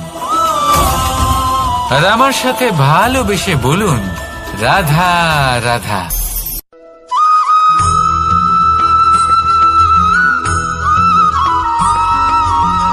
ভালো, শুধু ওনাদের কঠোর ব্যবহার দেখলে আমরা একটু ভয় পেয়ে যাই। এবার ওনাদের এই কঠোর ব্যবহার আমাদের ভালো না লাগলেও অত্যন্ত আবশ্যক, কারণ মাতার থেকে আমরা যে শক্তি লাভ করি তা যেন নিয়ন্ত্রণ হারিয়ে বিধ্বংসী না হয়ে ওঠে। আমরা যেন কোনো কুপথে না চলে যাই, আমরা কখনো যেন দোষ না করে ফেলি। শুধু সেই জন্য পিতা এবং গুরু একটু কঠোর হয়ে ওঠেন, এবং ওনাদের এই কঠোর আচরণ ভবিষ্যতে গিয়ে আমরা অবশ্যই বুঝতে পারি। জীবনে কিছু বছর আমরা এগিয়ে যাই আর তারপর আমরা বুঝতে পারি যে বাবা এবং গুরু আমাদের যথেষ্ট ভালোবাসতেন, কিন্তু ওনাদের ভালোবাসার বহিঃপ্রকাশ আলাদা। প্রয়োজনীয় হলো এটা দেখার, এটা বোঝার যে শুরু থেকে আমাদের প্রতি ওনাদের আচরণ কেমন ছিল। ওনাদের কঠোর হওয়ার পেছনে ওনাদের ভালোবাসাটা বোঝার চেষ্টা করুন, ওনাদের চিন্তাটা বোঝার চেষ্টা করুন, ওনাদের পথপ্রদর্শনের আড়ালে আপনার ভবিষ্যতের জন্য যে পরিকল্পনা ওনারা করেছেন সেটা বোঝার চেষ্টা করুন। তখন আপনারা বুঝতে পারবেন ওনাদের ভালোবাসাকে। আপনার মনের মধ্যে আপনা থেকেই ওনাদের প্রতি সম্মান জেগে উঠবে। নিজের পিতা এবং নিজের গুরু এই দুজনের প্রতি কৃতজ্ঞতা প্রকাশ করুন আর আমার সাথে ভালোবেসে বলুন, রাধা রাধা।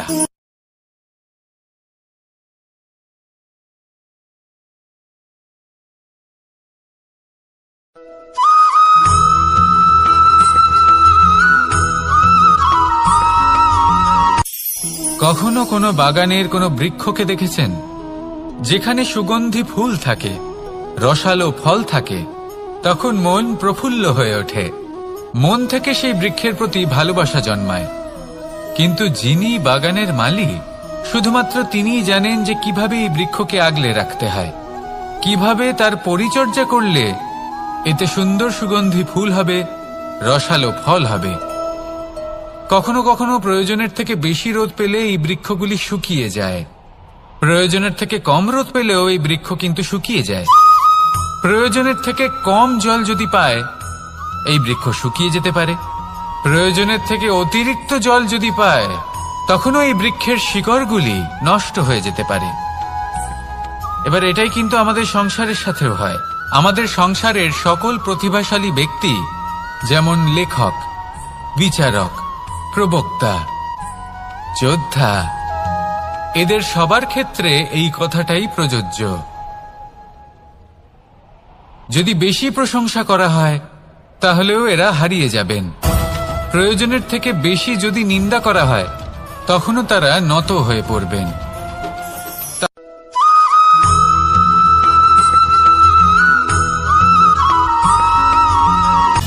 সময়, জীবন, কাল।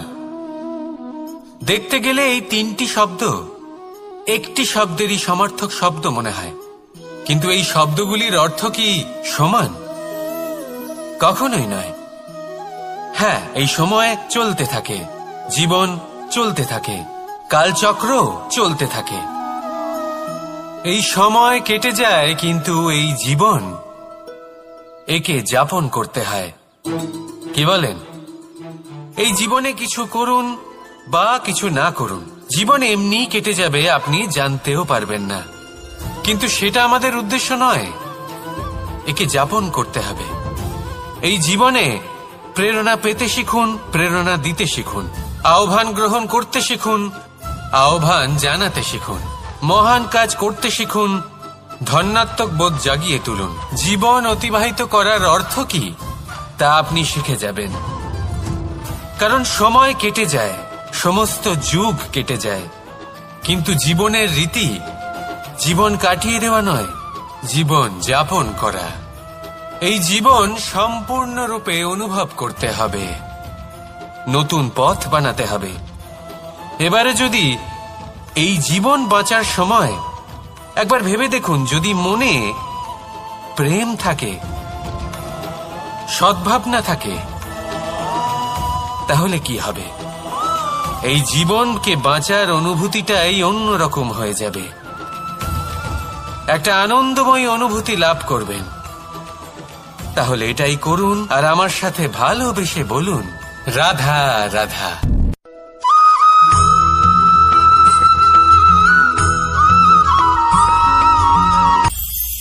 এটা হলো ধান গাছ। এর থেকে যে চাল উৎপন্ন হয় তা মানুষ গ্রহণ করেন। আর এটা কি? এ হলো জংলি ঘাস। একবার ভেবে দেখুন, যদি এই জংলি ঘাস ধান গাছের আশেপাশে থাকে, তাহলে কি হবে? ধান উৎপন্ন হতে পারবে? তা উৎকৃষ্ট হতে পারবে? আমরা কি তা গ্রহণ করতে পারবো? কখনোই নয়।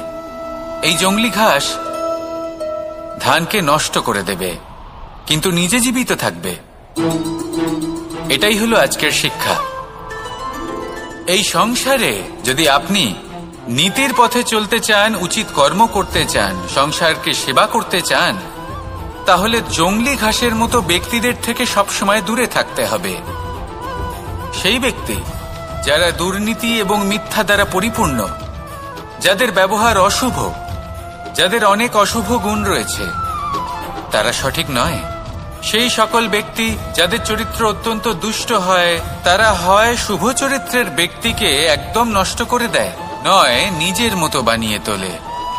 তাই যদি আপনি নীতির পথে চলতে চান, এই সংসারের জন্য শুভ কর্ম করতে চান, তাহলে সেই সঙ্গ লাভ করুন যে সঙ্গ জ্ঞানে পরিপূর্ণ, যাদের মধ্যে অনেক গুণ আছে, যাদের থেকে প্রতিদিন কিছু শিখতে পারবেন। এমন ব্যক্তির সাথে জীবন অতিবাহিত করুন, দুরাচারীদের থেকে দূরে থাকুন। তবেই এই মন প্রসন্ন হয়ে বলবে, রাধা রাধা।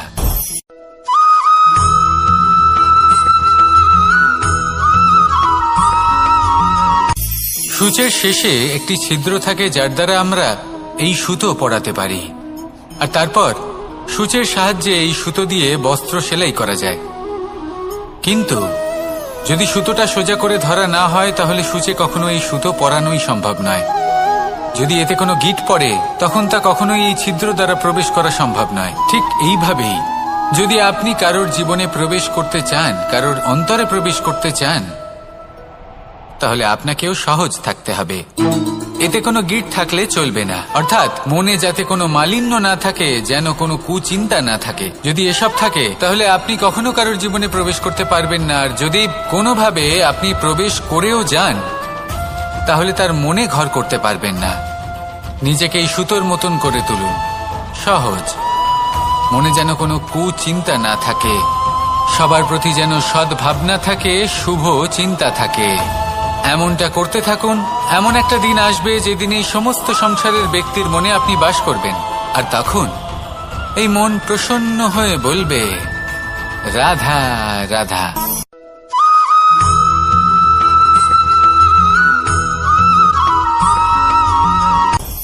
আপনি কখনো পর্বতের শিখরে উঠেছেন? আপনি দেখতে পাবেন পর্বতের পদতলে প্রচুর সুন্দর ফুল রয়েছে, সবুজ বনানী রয়েছে। যত আপনি ওপরে উঠতে থাকবেন তত ফুল কমতে থাকবে, সবুজ বনানী কমতে থাকবে। আরো কিছুটা ওপরে উঠলে কাঁটা জাতীয় গাছ দেখতে পাবেন, শুকনো গাছ দেখতে পাবেন। আরো যদি ওপরে ওঠেন তাহলে পাষাণ দেখতে পাবেন। আরো ওপরে উঠলে হিমখণ্ড দেখতে পাবেন। এই যে পর্বত, তা মনুষ্য জীবনের সবথেকে উত্তম উদাহরণ। মানুষ যখন সাফল্যের শিখরে পৌঁছতে চান, মহানুভবতার শিখরে পৌঁছতে চান, পথে যত আস্তে আস্তে উপরে উঠতে থাকেন ততই ভৌতিক বস্তু তার থেকে বিচ্ছিন্ন হতে থাকে। যদি তিনি সেই ভৌতিক বস্তুগুলি ত্যাগ না করতে পারেন তাহলে কখনোই সেই স্থানে পৌঁছতে পারবেন না। আর মানুষ যদি উচিত ত্যাগ করতে পারেন, পথে অগ্রসর হতে থাকেন, এগোতে থাকেন, তাহলে একদিন না একদিন তিনি মহানুভবতার, জ্ঞানের, সাফল্যের হিমের স্বাদ অবশ্যই লাভ করবেন। মনে রাখবেন, মানব জীবনের ত্যাগ হলো অত্যন্ত গুরুত্বপূর্ণ অংশ। আসুন আমার সাথে ভালোবেসে বলুন, রাধা রাধা।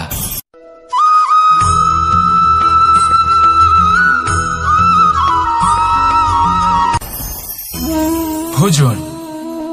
এবার ভোজন সংগ্রহ করার জন্য মানুষ কি না করেন, সব সময় চেষ্টা করতে থাকেন।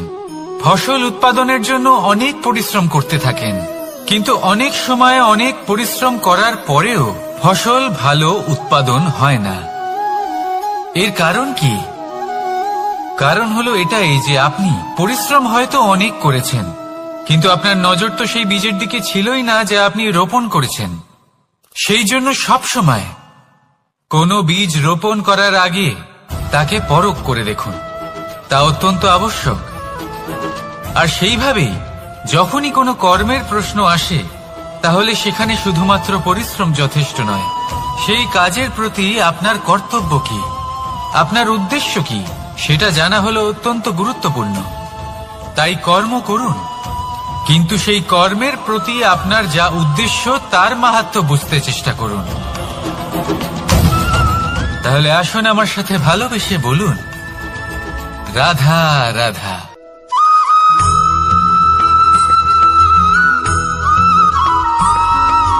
বসন্ত ঋতু, এই সময় মন আনন্দে ভরে থাকে। এমন মনে হয় যেন আমরা আকাশে বিচরণ করতে চলে যাই, কিন্তু সেটা তো সম্ভব নয়। সেই জন্য হয়তো আমরা ঘুড়ি ওড়াই, এই ঘুড়িকে নিজেদের প্রতিরূপ মনে করে। এবার অনেক মানুষ আছেন যারা ঘুড়ি ওড়ান, কিন্তু এই কর্মের সারমর্ম কি সেটা কজন বুঝতে পারেন? আপনি এটা মনে করুন যে আপনি হলেন সেই ঘুড়ি, আর এই সুতো যিনি ধরে রয়েছেন তিনি হলেন পরমাত্মা। আর এই সুতো যেখান থেকে শুরু হয় সেই লাটাই হলো আমাদের কর্মচক্র। এবার আপনি নিজেই অনুমান করুন যে এই উড়ান কার ওপর নির্ভরশীল, পরমাত্মার ওপর আর আপনার কর্মের ওপর। যদি পরমাত্মা আপনার হাত ধরে থাকেন, আপনার সাথে থাকেন, যদি আপনি শুভ কর্ম করতে থাকেন, আপনি এই আকাশে উড়তে থাকবেন। কিন্তু কোথাও কোথাও যদি পরমাত্মার সাথে এই বন্ধন ছিন্ন হয়, আপনার কর্মচক্র খারাপ হয়ে যায় বা থেমে যায়, তাহলে আপনার এই ঘুড়ি কেটে যাবে আর দূরে কোনো গাছের ডালে গিয়ে আটকে যাবে। তাই শুধুমাত্র ঘুড়ি ওড়াবেন না, তার থেকে শিখুন, পরমাত্মার সাহচর্যে থাকুন, সবসময় শুভকর্ম করতে থাকুন আর সবসময় এই আকাশে উড়তে থাকুন। আসুন আর আমার সাথে ভালোবেসে বলুন, রাধা।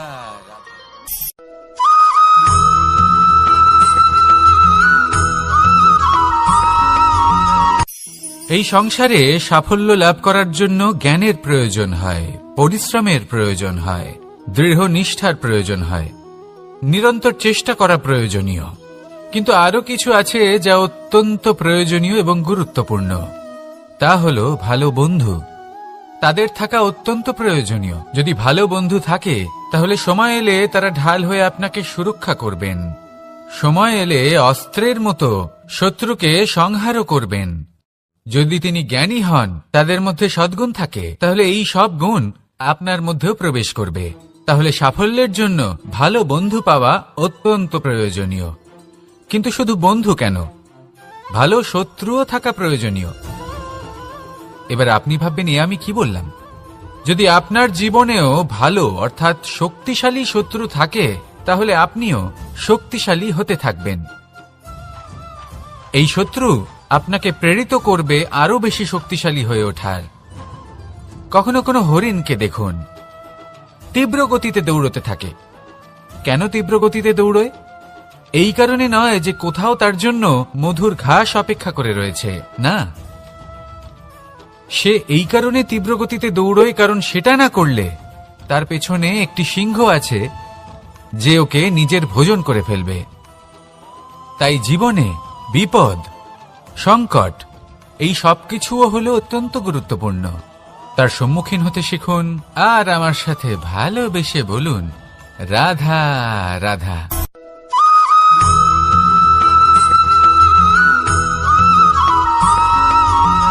ভালো, শুধু ওনাদের কঠোর ব্যবহার দেখলে আমরা একটু ভয় পেয়ে যাই। এবার ওনাদের এই কঠোর ব্যবহার আমাদের ভালো না লাগলেও অত্যন্ত আবশ্যক, কারণ মাতার থেকে আমরা যে শক্তি লাভ করি তা যেন নিয়ন্ত্রণ হারিয়ে বিধ্বংসী না হয়ে ওঠে। আমরা যেন কোনো কুপথে না চলে যাই, আমরা কখনো যেন দোষ না করে ফেলি। শুধু সেই জন্য পিতা এবং গুরু একটু কঠোর হয়ে ওঠেন এবং ওনাদের এই কঠোর আচরণ ভবিষ্যতে গিয়ে আমরা অবশ্যই বুঝতে পারি।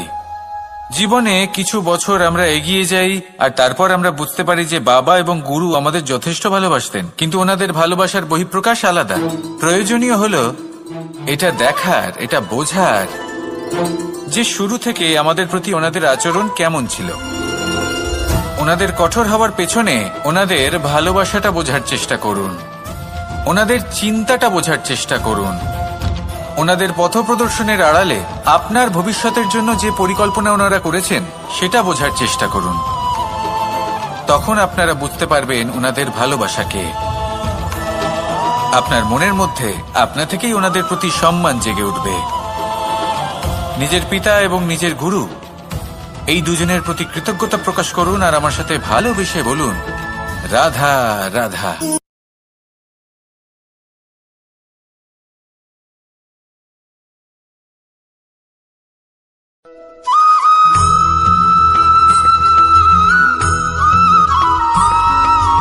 কথায় আছে, প্রত্যেক পুত্র তার পিতার প্রতিচ্ছবি হয়, আর সমস্ত প্রতিচ্ছবি চায় যেন সে তার অস্তিত্ব প্রাপ্ত করতে পারে।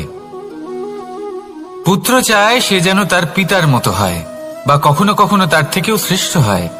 সেটা কোনো অনুচিত ব্যাপার নয়। অনুচিত তখন হয় যখন পুত্র নিজের পিতার মতো হবার স্বপ্ন পূরণ করতে গিয়ে বা তার থেকেও শ্রেষ্ঠ হওয়ার স্বপ্ন পূরণে অনুচিত পথের আশ্রয় নেয়। কারণ তারপরে সে তার পিতার গুণগুলি আত্মসাৎ করতে চায় না। সে শুধুই এটা চায় যে সংসারের চোখে যেন আমি শ্রেষ্ঠ প্রমাণিত হই। এটা অনুচিত। সংসারে এমন অনেক মানুষ আছেন যারা এই কারণে শ্রেষ্ঠ হওয়ার চেষ্টা করেন যাতে তার পরিবারের, তার পিতার সম্মান বৃদ্ধি পায়। এমনও মানুষ থাকেন, আর এটাই হলো পার্থক্য উদ্দেশ্যের।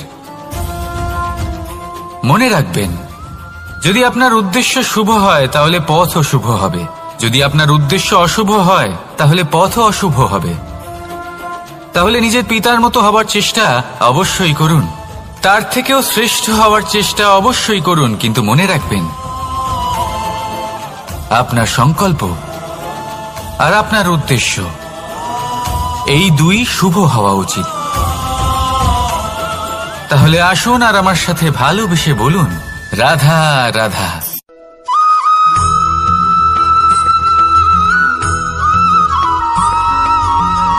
আপনি কখনো কোনো বাজকে নিজের বাসা বানাতে দেখেছেন? এই বাজ যখনই কোনো বাসা বানায় তখন উঁচু গাছের ডালে বা কোনো পর্বতের শিখরে বাসা বানায়, অনেক উচ্চতায়, আর সেখানে তার সন্তানও জন্মগ্রহণ করে।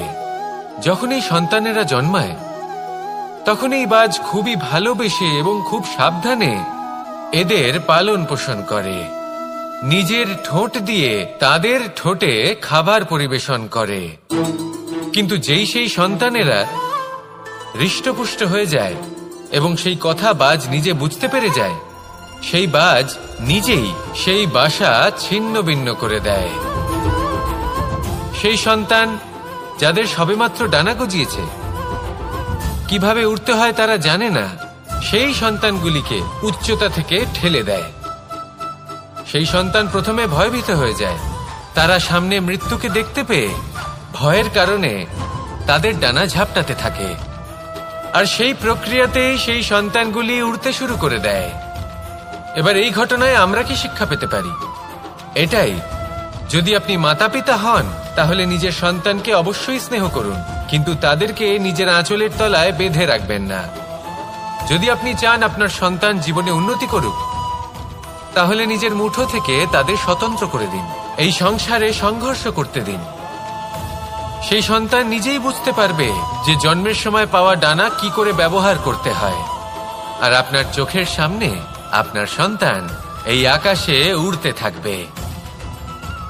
তাহলে আসুন আমার সাথে ভালোবেসে বলুন, রাধা রাধা।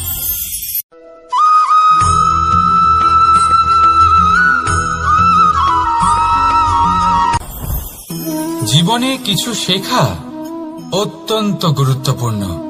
এবার কি কি শিখতে হবে সেই সব শেখানোর জন্য অনেক শিক্ষক রয়েছেন, কিন্তু কি শিখবেন না আর কি করবেন না এটা আমাদের নিজের অভিজ্ঞতা দিয়ে শিখতে হয়। কিন্তু তার মানে এটা নয় যে যদি আপনাকে শিখতে হয় যে আগুনের তাপ কতটা, আপনাকে আগুনের মধ্যে হাত দিতে হবে। না, অন্য কারোর অভিজ্ঞতা দ্বারাও শিখতে পারেন। প্রশ্ন শুধুমাত্র একটাই যে আপনি কি শিখতে চান নাকি চান না। যদি আপনি এটাই ভাবেন যে আমি শুধুই নিজের অভিজ্ঞতা দ্বারাই শিখতে চাই, তাহলে জীবনকাল ছোট মনে হবে, অনেক কিছুই শিখতে পারবেন না। তাই নিজের সাথে সাথে বড়দের অভিজ্ঞতা দ্বারাও শেখা শুরু করে দিন, এই সংসারের অভিজ্ঞতা দ্বারা শিখতে শুরু করে দিন। আর এটা নিশ্চিত রূপে শেখা আবশ্যক যে কখন কি করবেন না, কোথায় থামতে হবে আর কোথায় থামবেন না। তাহলে আসুন আর আমার সাথে ভালোবেসে বলুন, রাধা রাধা।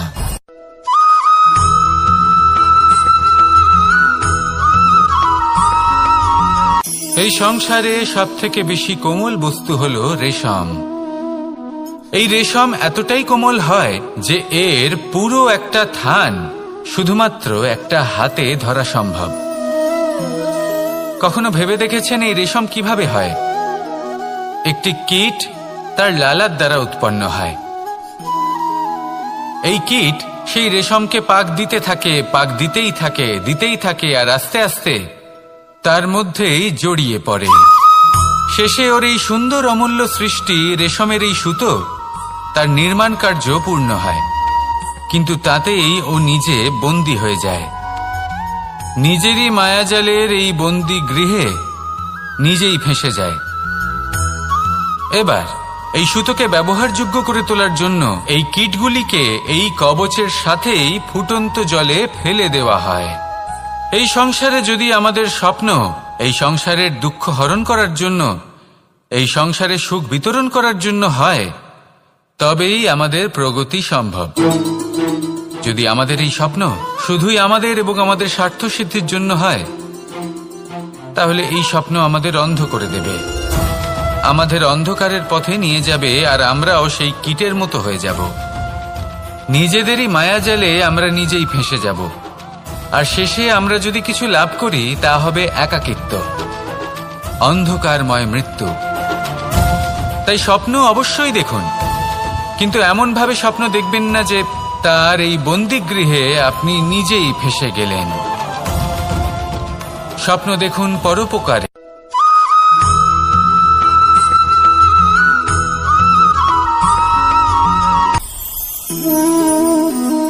শক্তি এক অত্যন্ত বিচিত্র বস্তু, বা বলতে পারেন অনুভূতি। পিতা সবসময় চান যেন তিনি তার শক্তি পুত্রকে। আসুন আপনাকে সহজে বোঝাই। যদি আপনি সুপাত্র হন আর আপনাকে শক্তি দেওয়া হয়, তাহলে আপনি সেই শক্তির গুরুত্ব বুঝবেন, কোথায় সেই শক্তি প্রয়োগ করা উচিত সেটা বুঝবেন। আর এটা যেহেতু অর্জন করা শক্তি হবে, সেই শক্তির অপব্যবহার হবে না। কিন্তু যদি এই আপনি কুপাত্র হন আর যদি আপনাকে এই শক্তি দেওয়া হয়, তাহলে কি হবে? দেখতে গেলে এই শক্তি আপনি দান হিসেবে পেয়েছেন, তাই না আপনি এই শক্তির গুরুত্ব বুঝবেন, আর না এর প্রয়োগ আপনি জানবেন। তার অপব্যবহার হওয়া সুনিশ্চিত। তাই যদি আপনি কোনো শক্তি অর্জন করতে চান, তাহলে আগে তার যোগ্য হয়ে উঠুন, পুত্র নয় পাত্র হয়ে উঠুন। আর আমার সাথে ভালোবেসে বলুন, রাধা রাধা।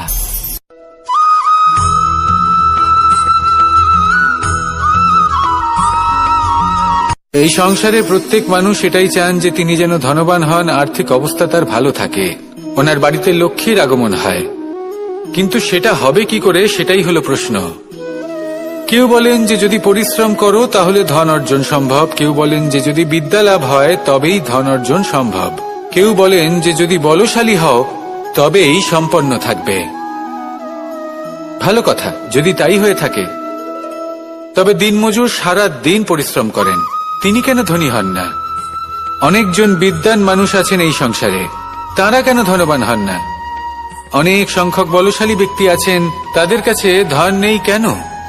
তাদের কেন ধনের অভাব হয়?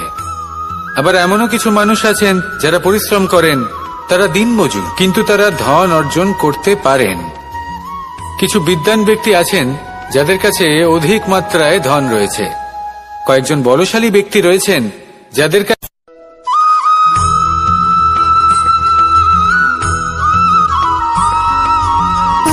সুখ, দুঃখ এবং শক্তি, এই তিন হলো এই সংসারের ত্রিদেবের মতো। আমাদের জীবনে যা কিছু ঘটছে এই তিনটির ভিত্তির উপরেই হচ্ছে। আসলে এই সংসারের একটা নিয়ম আছে, যখনই আপনি কিছু লাভ করেন, এই সংসার আপনার পরীক্ষা নেয়। এটা জানার জন্য আপনার পরীক্ষা নেয় যে আপনি যা কিছুই লাভ করেছেন, আপনি কি আদৌ সেটার যোগ্য কিনা। ঠিক সেইভাবেই এই সুখ, দুঃখ এবং শক্তি আপনার পরীক্ষা নিয়ে থাকে। যখন সুখ আসে তখন সে আপনার পরীক্ষা নেয় যে আপনার মধ্যে অহংবোধ জাগ্রত হয়নি তো। যদি অহংবোধ চলে আসে তাহলে সুখ সেখানেই সঙ্গ ত্যাগ করে। দুঃখ আপনার ধৈর্যের পরীক্ষা নিতে থাকে, আর যদি আপনার মধ্যে ধৈর্য না থাকে তাহলে এটা আপনাকে আরো বেশি দুঃখের গভীর অন্ধকারে ঠেলে দেবে। সেখানে শক্তি পরীক্ষা নেয় আপনার বিনম্রতার। যদি আপনি বিনম্র না হন, তাহলে হয় এই শক্তি আপনার সঙ্গ ত্যাগ করবে, নয় এই শক্তি বিনম্রতার অভাবে আপনার পতনের কারণ হতে পারে। এই সংসারে যে কোনো ব্যক্তি যিনি এই পরীক্ষায় উত্তীর্ণ হয়ে থাকেন, এই জীবনে তিনি সাফল্য লাভ করেন। আসুন আমার সাথে ভালোবেসে বলুন, রাধা রাধা।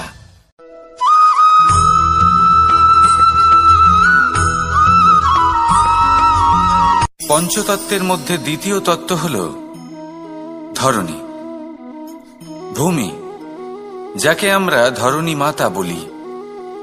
এই ধরণী ধৈর্য ধারণ করে, আর এর ওপরেই আমাদের সমগ্র সংসার নির্ভরশীল। কারণ এই ভূমি সহ্য ক্ষমতা রাখে, এর সহ্য ক্ষমতা হলো অপরিসীম। সন্তান যতই আঘাত প্রদান করুক না কেন, প্রেম পূর্বক সহ্য করে, আর তার বদলে অমূল্য রত্ন প্রদান করে। সন্তান যদি হাল চালায়, তাহলে তার বদলে তাকে অন্ন প্রদান করে। এটাই হলো ধরনী। এবার এর থেকে আমরা কি শিক্ষা পেতে পারি? এটাই যে কারোর জন্য কিছু করা বা কাউকে কিছু দেওয়া মনে কোনো কামনা ছাড়াই। আর এই কথাটা বুঝে যান, যদি কারোর জন্য কামনা না রেখে বা কোনো পাওয়ার আশা না রেখে কারোর জন্য কিছু করেন বা কারোকে কিছু দেন, যদি এটা আপনি শিখতে পারেন, তবে আপনি ভালোবাসতে শিখে গেছেন। আর সেই জন্যই এই ধরিত্রীকে মাতা বলা হয়। কারণ মাতা শুধু উনি নন যিনি গর্ভে সন্তানকে ধারণ করেন, মাতা তো উনিও যিনি জীবন বাঁচতে শেখান, যিনি জীবন বাঁচার উদাহরণ প্রদান করেন। তাহলে ধরণীর থেকে এই নিঃস্বার্থ ভাব শিখুন, নিঃস্বার্থ ভালোবাসা শিখুন, আর এই ভালোবাসার সাথেই বলুন রাধা রাধা।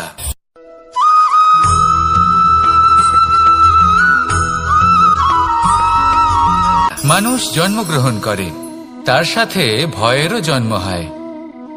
ছোটবেলা থেকেই আমাদের মনে কোনো না কোনো প্রকারের ভয় থেকেই যায়।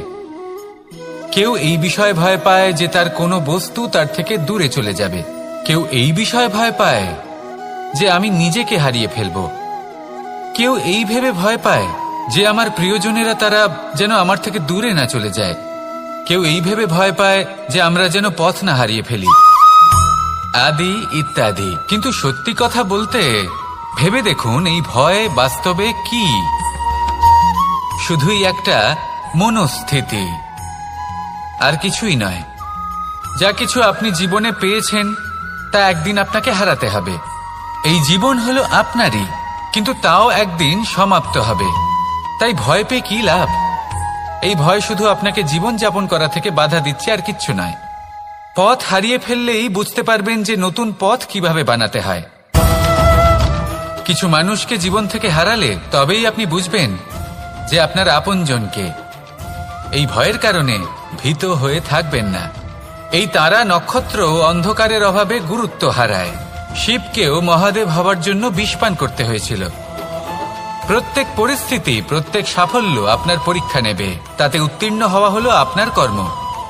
যখনই আপনি ভয় পাবেন বা সংকটের সম্মুখীন হবেন, তখন সাহসের সাথে তার সম্মুখীন হন। মনে রাখবেন, যে সম্মুখীন হতে জানে সাফল্য তার সাথে সবসময় থাকে।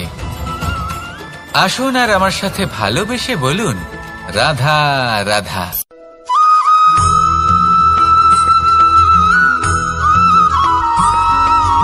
জীবনে অগ্রসর হওয়ার জন্য আমাদের কাকে প্রয়োজন হয়? মাতা পিতা, বন্ধু, প্রেম, সাহায্য, অর্থ, পরিশ্রম, আশা। ভিন্ন ভিন্ন মানুষ ভিন্ন ভিন্ন বিকল্প চয়ন করে। যদি আমি আপনাকে বলি, তাহলে জয় আর পরাজয়ের মন্ত্র দুটো শব্দের উপর নির্ভর করে, মেনে নেওয়া আর দৃঢ় হওয়া। যদি মেনে নেন তাহলে হেরে যাবেন, যদি দৃঢ় হন তাহলে নিশ্চিত রূপে জয়ী হবেন। যদি কখনো আপনি ক্লান্ত হয়ে ওঠেন, আপনি দুঃখী হন, পুরোপুরি ভেঙে পড়েছেন, তখন মেনে নেবেন না যে আপনি ভেঙে পড়েছেন, নয়তো হেরে যাবেন। তখন উল্টে স্থির করবেন যে যাই হয়ে যাক না কেন, আমি জয়ী হবই। আর আপনি দেখবেন যে জয় নিশ্চিত রূপে আপনার কাছেই আসবে। তাহলে এই কথা মনে রাখবেন আর আমার সাথে ভালোবেসে বলবেন রাধা রাধা।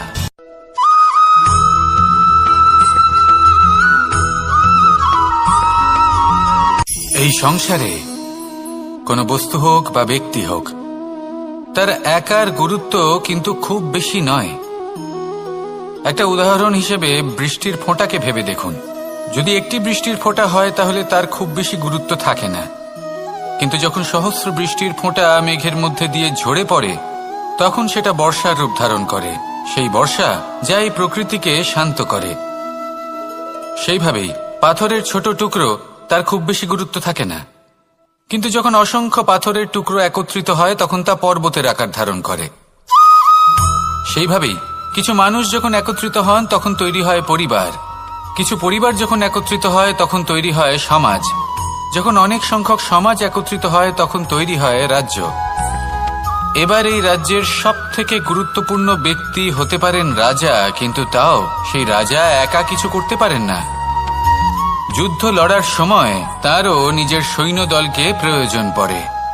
কিন্তু এই সংসারে এমন একজন ব্যক্তি আছেন যিনি একাই সব কাজ করতে থাকেন, এবং সেই ব্যক্তি হলেন মা।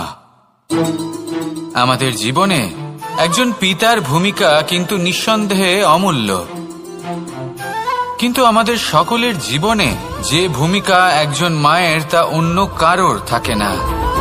একজন মা একাই সন্তানকে বড় করতে পারেন, সংস্কারী করে তুলতে পারেন, তার জন্য পরিশ্রম করেন। আর এত কিছু কাজ করার পরেও তার কাজের জন্য তিনি প্রশংসা অবশ্য পান না। উল্টে যদি সেই সন্তান অনুচিত পথে চালিত হয়, অনুচিত কর্ম করে, তখন সেই মাকেই অপবাদের পাত্র হয়ে উঠতে হয়। আমাদের জীবনে মায়ের যোগদান কতটা সেটা বুঝুন। আপনাকে বড় করে তোলার জন্য উনি কতটা পরিশ্রম করেছেন সেটা বুঝুন। আজ থেকে, এখন থেকে, এই মুহূর্ত থেকে মাকে সম্মান করতে শিখুন। যখন সময় পাবেন, যখন সুযোগ হবে, তখন তার প্রশংসা করুন, ওনারও ভালো লাগবে। আর মায়ের এই মমতার জন্য, তার এই ভূমিকার জন্য আসুন সবাই মিলে আমরা তাকে প্রণাম করি, আর সকলে মিলে ভালোবেসে বলি রাধা রাধা।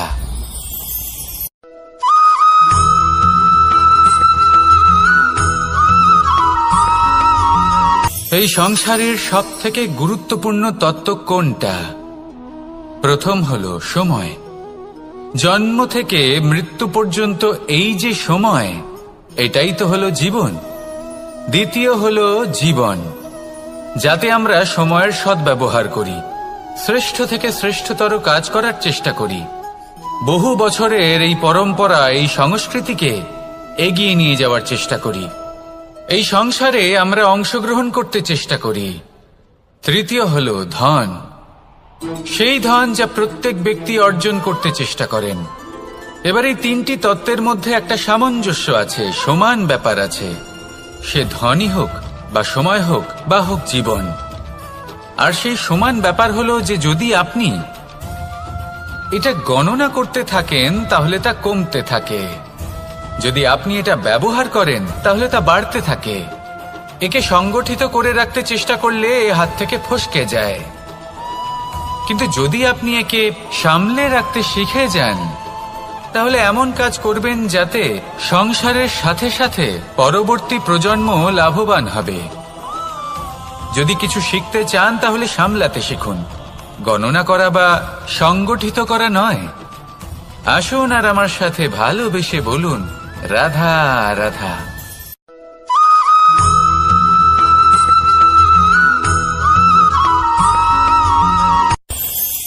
এই সংসারে আমরা প্রকাশ কোথা থেকে পাই? এর উত্তর বড়ই সরল।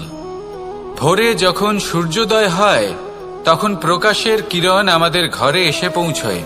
এইভাবেই আমরা প্রকাশ লাভ করি। এবার এই প্রকাশের আলোতেই আমরা সারাদিনের কাজ সম্পন্ন করি। সন্ধে হয়ে যায়, সূর্যাস্ত হয়ে যায়, আর আমাদের ঘর যাতে অন্ধকার না হয় তার জন্য আমরা একটা প্রদীপ প্রজ্বলিত করি। এটাই ঘটে আমাদের জীবনেও। এবার প্রবাহমান আয়ুর সাথে আমরা আমাদের অন্তরে যদি একটা প্রদীপ প্রজ্বলিত করে নিই তাহলে বিষয়টাই অন্যরকম হবে। এবার আপনি বলবেন কোন প্রকাশের কথা বলছি যে আমাদের অন্তরে জাগ্রত করা সম্ভব? আমাদের আত্মার মাঝে প্রেমের প্রকাশ জাগ্রত করার কথা বলছি, কারণ আমাদের এই জীবন এও হলো দিনের আলোর মতো। আজ প্রকাশ আছে, কিন্তু কোনোদিন অবশ্যই অস্ত হবে। কিন্তু অস্ত হবার আগে যদি আমরা আমাদের আত্মার মাঝে প্রেমের এই প্রকাশ উজ্জ্বলিত করে নিই, তাহলে আমাদের সন্ধ্যাকালও আমরা আনন্দে এবং প্রেমে যাপন করব। তাহলে আসুন আর আমার সাথে ভালোবেসে বলুন, রাধা রাধা।